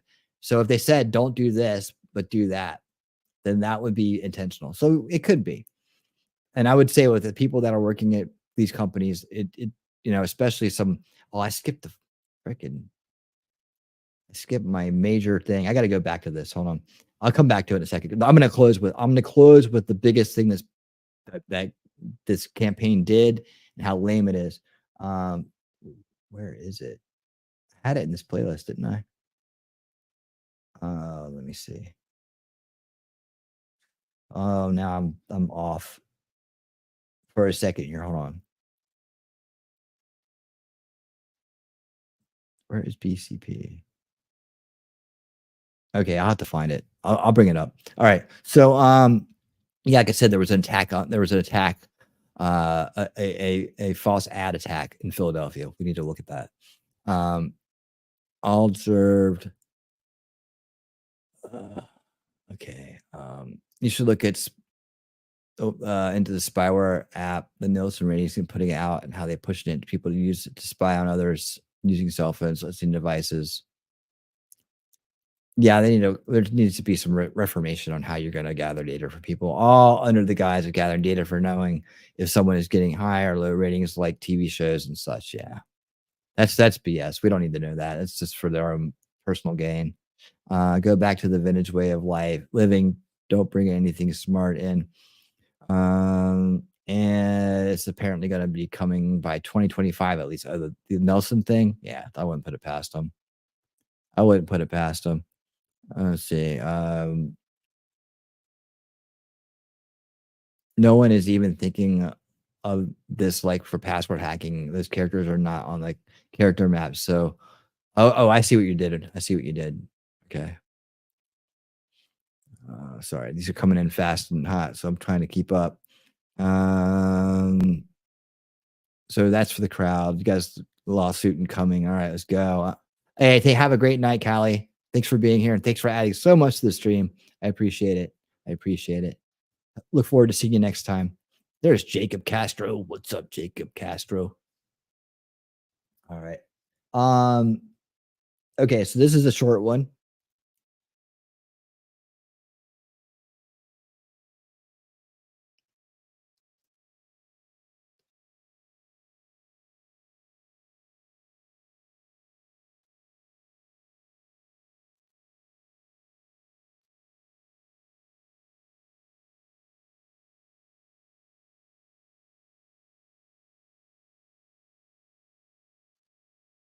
Okay, here we go. The media, Tatum.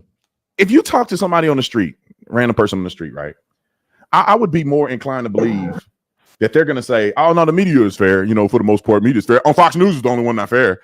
But when you look at what they actually do, you should see or be convinced at this point, especially when I show you this collage video, this compilation of like the media literally shielding for the Democrat Party.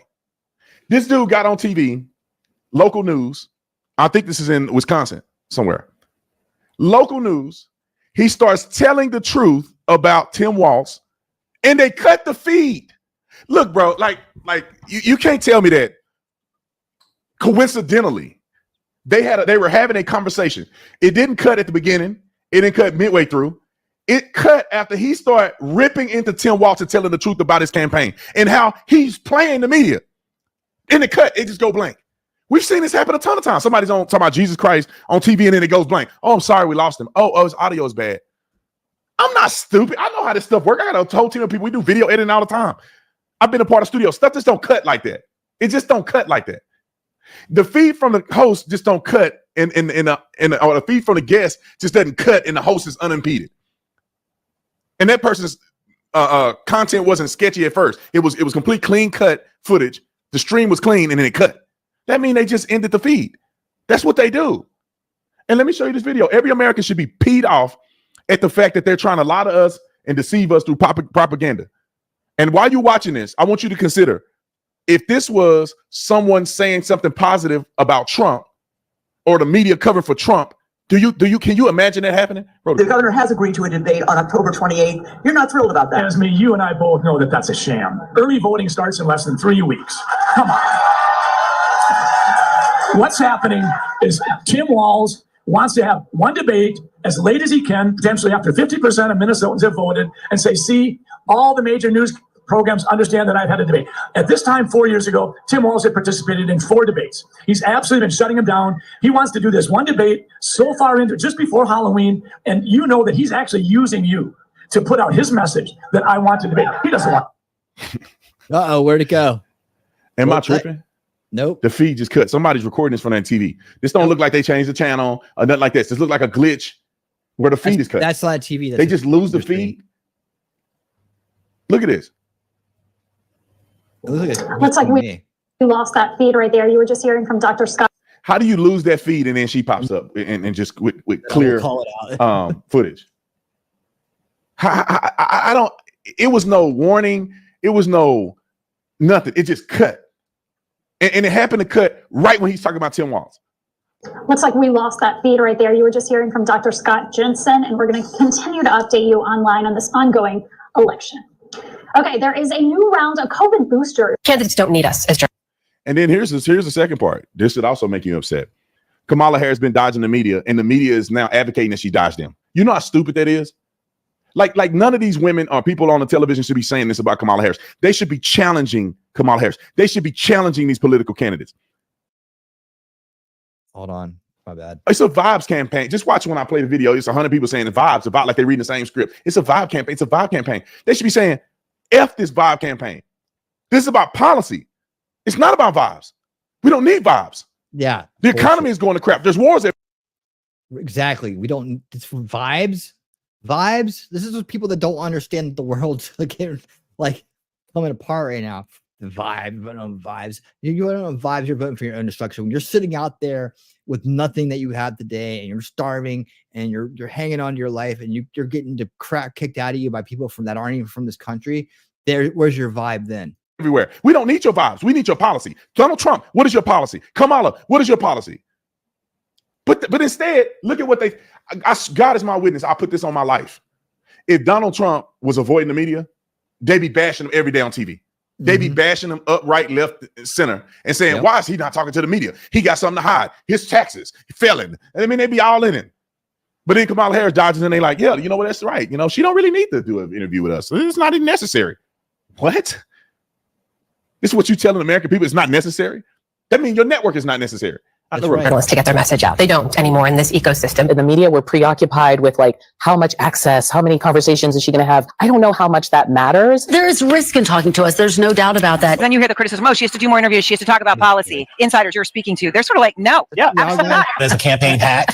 No, I love you all, but I don't want to talk to you all right now. Remember what Elizabeth Warren did when she ran back in 2020? She had Yeah, I remember. She lied to everybody about being an Indian. white paper for every policy position under the sun. And what happened? She collapsed in the primary. So So they pretty much lied to everybody about being a Native American. Let me make that clear because we got in India Indians because someone from India is running for president right now, or of Indian heritage. telling you to let them trick you. This is what they're saying. This is the news. This is impartial, allegedly, impartial news telling you that it's a strategy, and they're glorifying the strategy to just let her trick you with emotions and not put a policy position out because it may hurt her campaign. Well, if your policies are hurting your campaign, you're not the person for the job. Exactly. But they're advocating for this. They're laughing and they're giddy about the fact that she can probably coast through this thing on vibes with no policy position, and that's good for her campaign. believe that perhaps you put more ideas on paper. That's a bad idea. The more details you share, the more your policies are going to get picked apart. Harris has changed this from being a policy election and more of like a movement, a cultural movement. It's a vibes election. Right, that's right. Policy vibes. Vibes election? It's a vibes election. This vibes election that we're all feeling right now. It already felt like a vibes election before. Most elections are vibes elections. I think every election, frankly, is a vibes election. And I think there are really only two vibes that matter in American politics. One is hope and joy, and the other is fear and anger. Why are all these networks at different times saying vibes election? Vibes election. Yep. They use the words vibes election.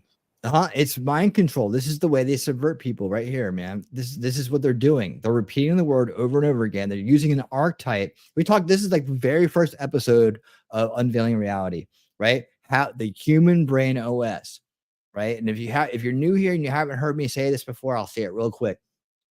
There was an experiment done, and the question is this: do people who are born deaf have an inner voice? Because they never heard voices before. They can't really speak the way we speak, right?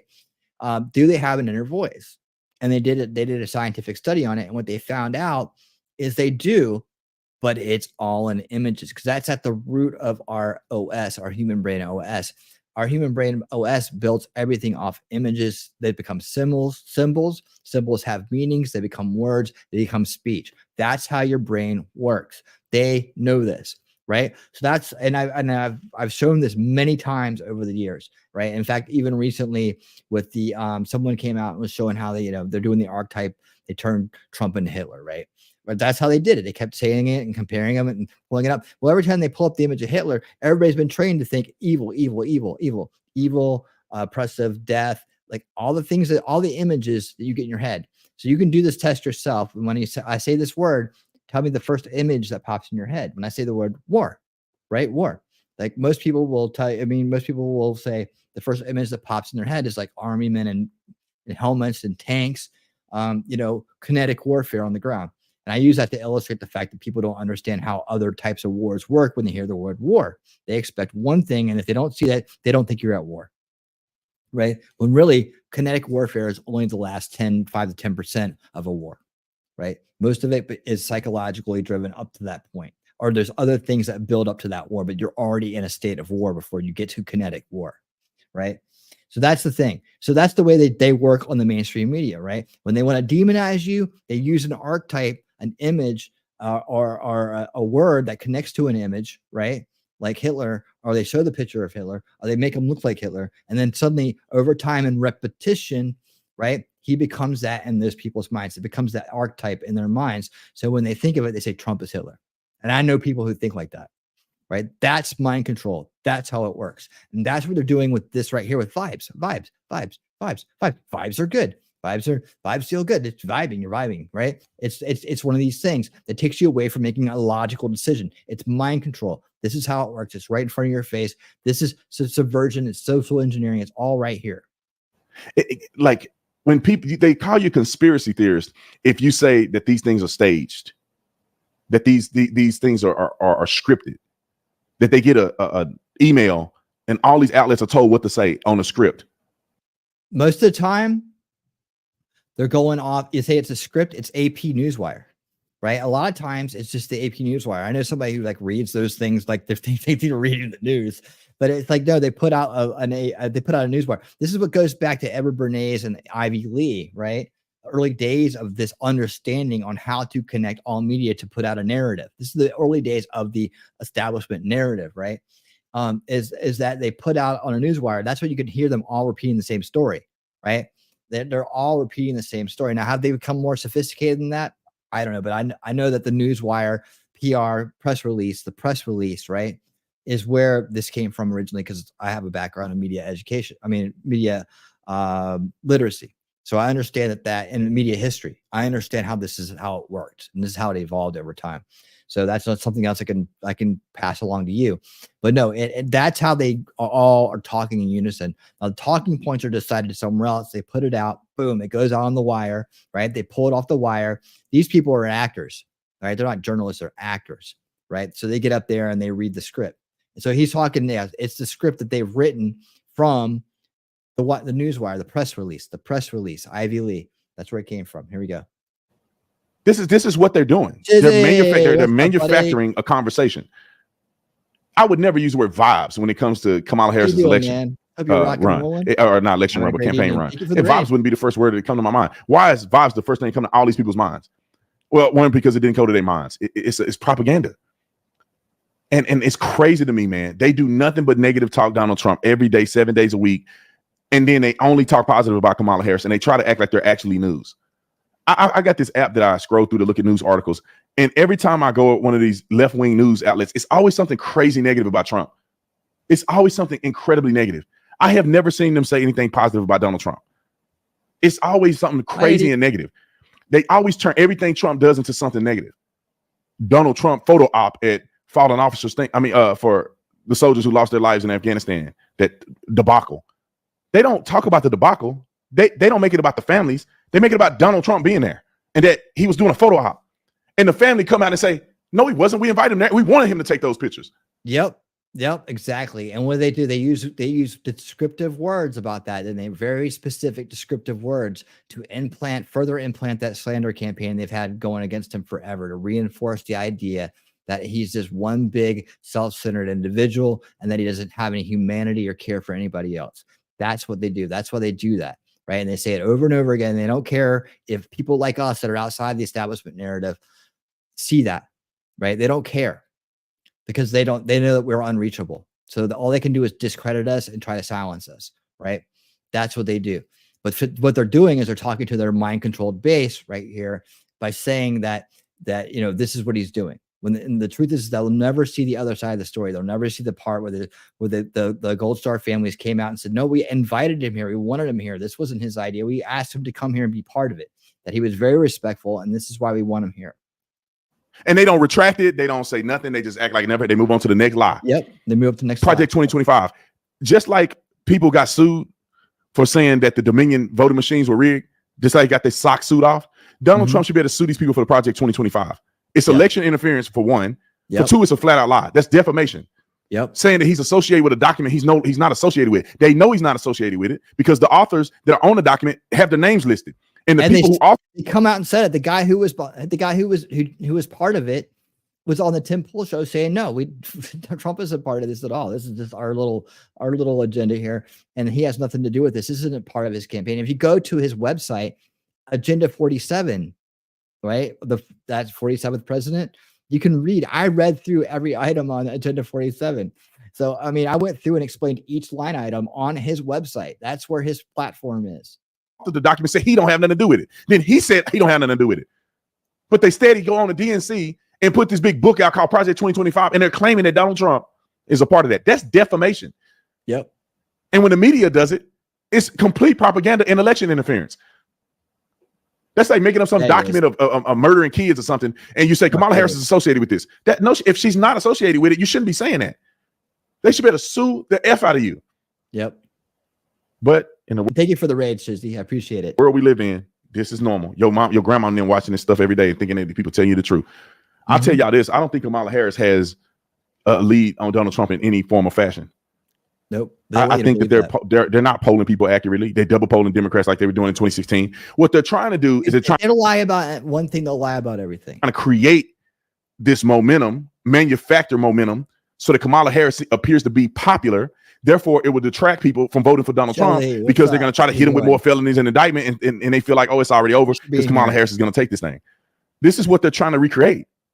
They're trying to give her that momentum so people don't actually pay attention to her policy positions.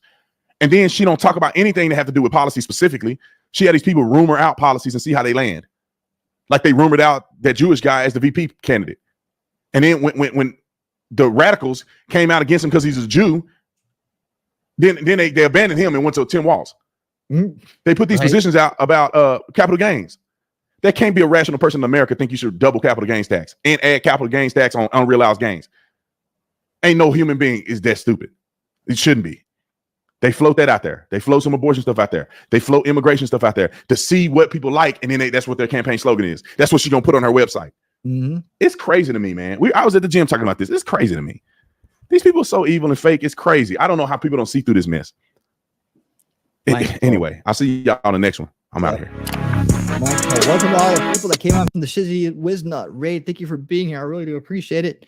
And I really do appreciate it. And welcome. I hope you'll stick around and check it out. What we do here is this winning 2024. We cover the town hall meeting tonight, and now we're doing election stuff, and we're getting ready to move into July 13 updates. I do the most base updates on July 13th. I get to the truth. I don't jump the shark. But what we don't do here, and this is the best way to think about it, what we don't do here is this. He's ready to make the jump.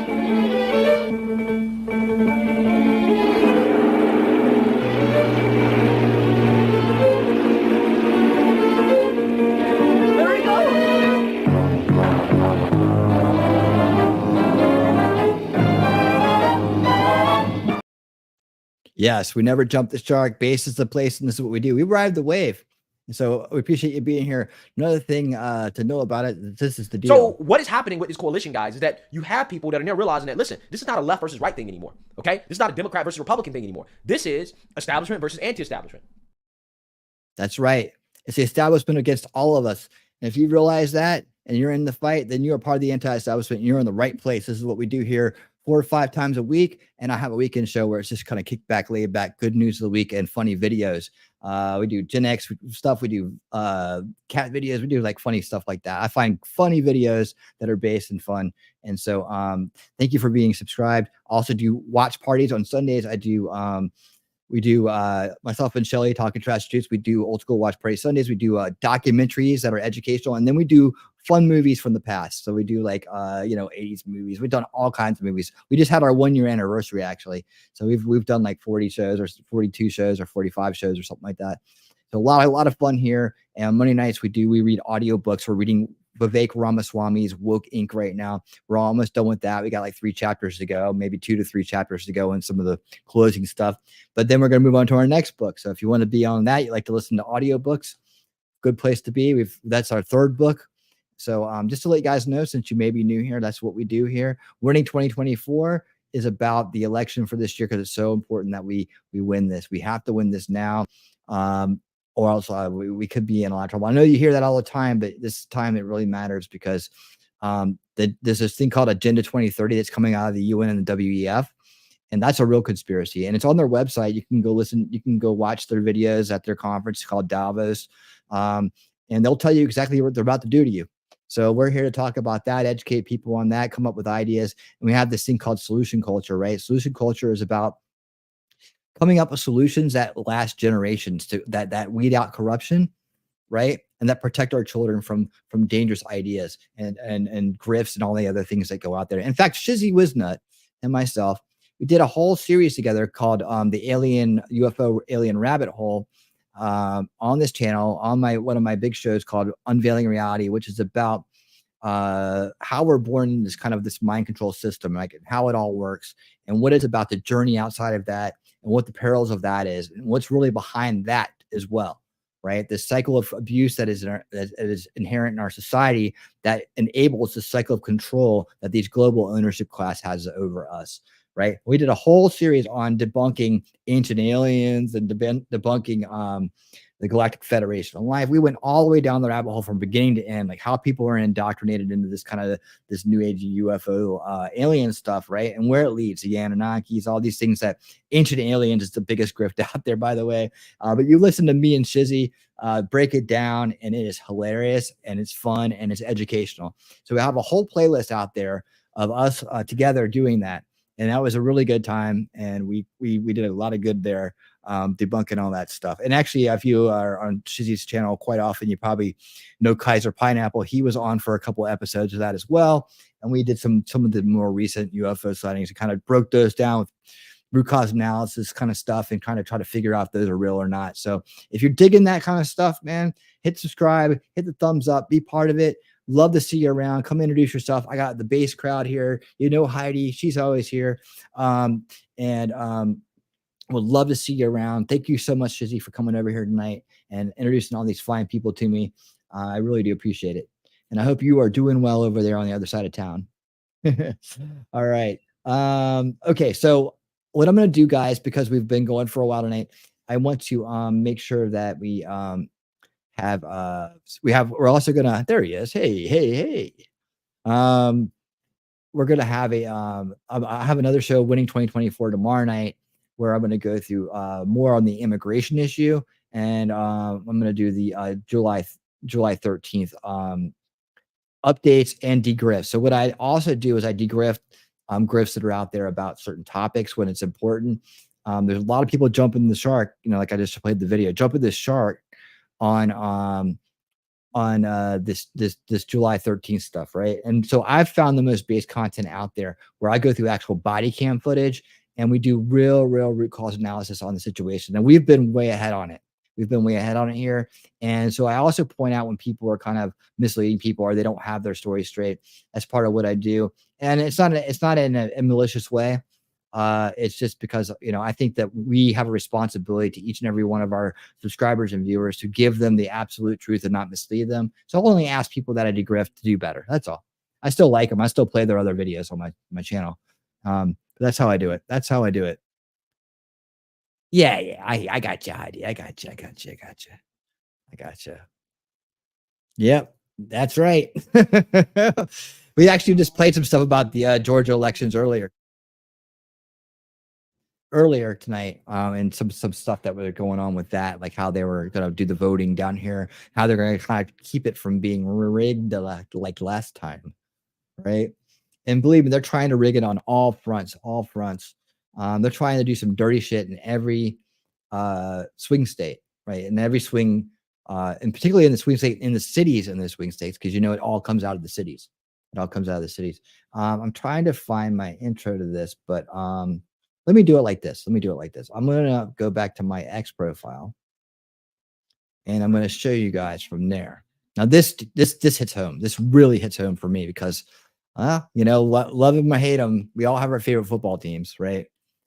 But look what the Kamala Harris campaign or some of their people or some of their activists, they're probably them. They're doing all kinds of dirty shit. Look what they did.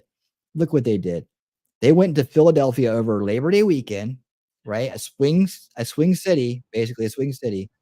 And now this is a complete lie. The Eagles did not endorse Kamala Harris. This is a complete and utter lie. So the Eagles acted promptly, running fake ads, acted promptly and pulled them down. The Eagles came out and said, "We did not do this. We did not do this." That's my X page, by the way, if you want to stop by. But yeah. And so what I'm going to do is I got the opportunity now to bring in one of my guests that came on here a long time ago, a good friend of mine who runs one of the best channels out there for NFL news, and people that don't even like the Eagles come to his channel because he has such a good takes on things, and he's such an awesome guy. And I pulled it up somewhere, and it's going to take me a second to find it. But I want to bring in Philly 500, one of my friends.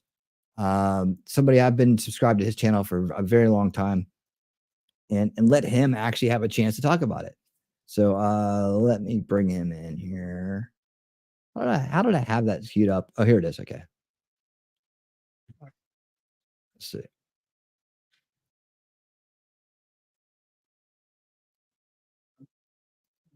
Okay, here we go. Okay, so I actually get to bring in an old friend here. So I did an interview with him. It was great for him to come over here. It was all about like just hearing about how other channels operate outside of this LawTube adjacent, or whatever you want to call this world, or in this other world of political streaming. You can call it that too as well. But here we go. Philly 500, my buddy. I had to speed him up a little bit. All right, so I'm going to address this billboard thing. I hate talking politics on this channel. I really do. But sometimes it's just unavoidable. Sometimes you get so many DMs of people asking you to discuss a certain topic. Also, when it's directly impacting the team that you follow and cover, it makes it pretty hard to not address it. Okay, so I'm going to give you guys my opinion on what I think happened and what I think is going on, and then I have a little message for those on the right. Okay, as you guys know, these billboards started popping around the city with Kamala Harris wearing a Philadelphia Eagles helmet, almost like the Eagles are publicly endorsing her. Okay, so a lot of people, of course, were outraged and upset and offended. Then the Eagles came out with this statement saying, "We are aware of counterfeit political ads that are being circulated, and we are working with our advertising partner to have them removed." So the Eagles have said, this is not them. They did not do this. This is not them at all. Now, I will say this. There has been additional stuff that has come out that may point to some rogue player within the Eagles organization that has done this. I don't really know for sure. But I have to say that until there's more that we know for sure, I have to assume that this was not the Eagles, that the Eagles were being used to push, an endorsement of one political party. Yeah, my thing is this. I don't know why the Eagles would want to do that and why they would want to publicly endorse either candidate, because all you're going to do is drive a giant wedge between half your fan base. You're just alienating half of your fan base right before the season starts. I don't think the Eagles would do this. Now, there is no secret that Jeffrey Lurie leaned. Okay, so yeah, so that is the take on that. I'm gonna leave it at that point right there. Shizzy, we've both been involved in music. I was involved in the music industry for a very long time. And a great man once said to me, never talk politics on stage, never do that, because right away you've lost half your audience. Right. So as musicians, not to do that stuff. You don't get on and spread your politics on stage. It may seem like a good idea.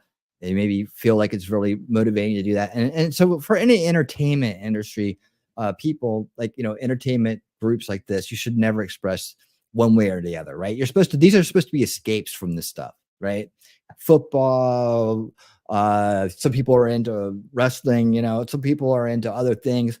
You don't alienate your base. And music, bands, when a band comes out and does it, look at what happens to them, right? When they attack other people like that may like something but aren't talking about it, when they attack them for not backing up the establishment, the corrupt establishment, their numbers go up because everybody comes to support them. But when people get out there, like look what happened to Tenacious D. Look what happened to Jack Black. I mean, he deserved that shit. He deserved it. But look what happened to him, right? Look what happened to Tenacious D. They are no more, which is a good thing because I think they suck anyways. But they are no more because of that little incident that they did, that little thing they did on stage, right? With the birthday cake and all that stuff. Gone, banned, done, tour canceled, venues canceled, because it's very, very, very toxic, and they know that when you do that, you open up the door for not only a lack of your ticket sales are going to drop, but it's also you open up the door for conflicts in the crowd too. So yeah, done and done. Guys, so since I'm gonna hold over the July 13th stuff because we're going on about 4 hours here, I'm gonna hold over the July 13th updates and degrifts for tomorrow night. I'll update the title to make sure that it's reflected correctly. I'm gonna send you over to Gray. Hold on, what's the name? I'm gonna send you over to Gray's. Sorry, let me see. I want to make sure I get the last name right. That's all I do. That's all I'm doing here. Gray Hughes Investigations, right? He's doing a live stream right now where he's covering the latest on things. So, oh wait, hold on. He's covering the latest on Georgia school shooting. If you guys are interested in that, you can go over there. But I was looking around for places to send you on the next ramp around, and I can't really find anything. Oh wait, hold on. I'm gonna send you to Gary Franchi. Gary Franchi. What? Hold on. 11:25 p.m. Yeah, he's live, right? Yes. Yeah, dude, definitely subscribe to Gary. He's live. He's on there right now. He's talking about Johnson and Poole smeared Trump's family shocker. Harris hit and run bombshell. Okay, that sounds like a good one. Saved. That's where you're going. Tell him Winning Reality said hello. I'm hopefully going to get Gary Franchi on for an interview here. He's an old schooler. He's got a huge channel, and he's been doing this for a while. I did reach out to him, and it looks like it might happen. So I'm trying just to arrange that. Busy guy, but man, hope you guys enjoy it. Thank you guys so much for being here this evening. I really do appreciate each and every one of you. Thank you again, Shizzy, for dropping by with your crowd. I do appreciate you guys coming and hanging out. And yeah, that's going to be it. I'll see you tomorrow night at 8 p.m. Eastern for Winning 2024, another night of that. And then, of course, this weekend for Winning Saturday night at 9 p.m. Eastern on Saturday night. And until that time, stay based and keep on winning. You said that you love winning. What drives you more, the love of winning or the hate of losing? Maybe equally, maybe both. I don't like losing, and I do like winning.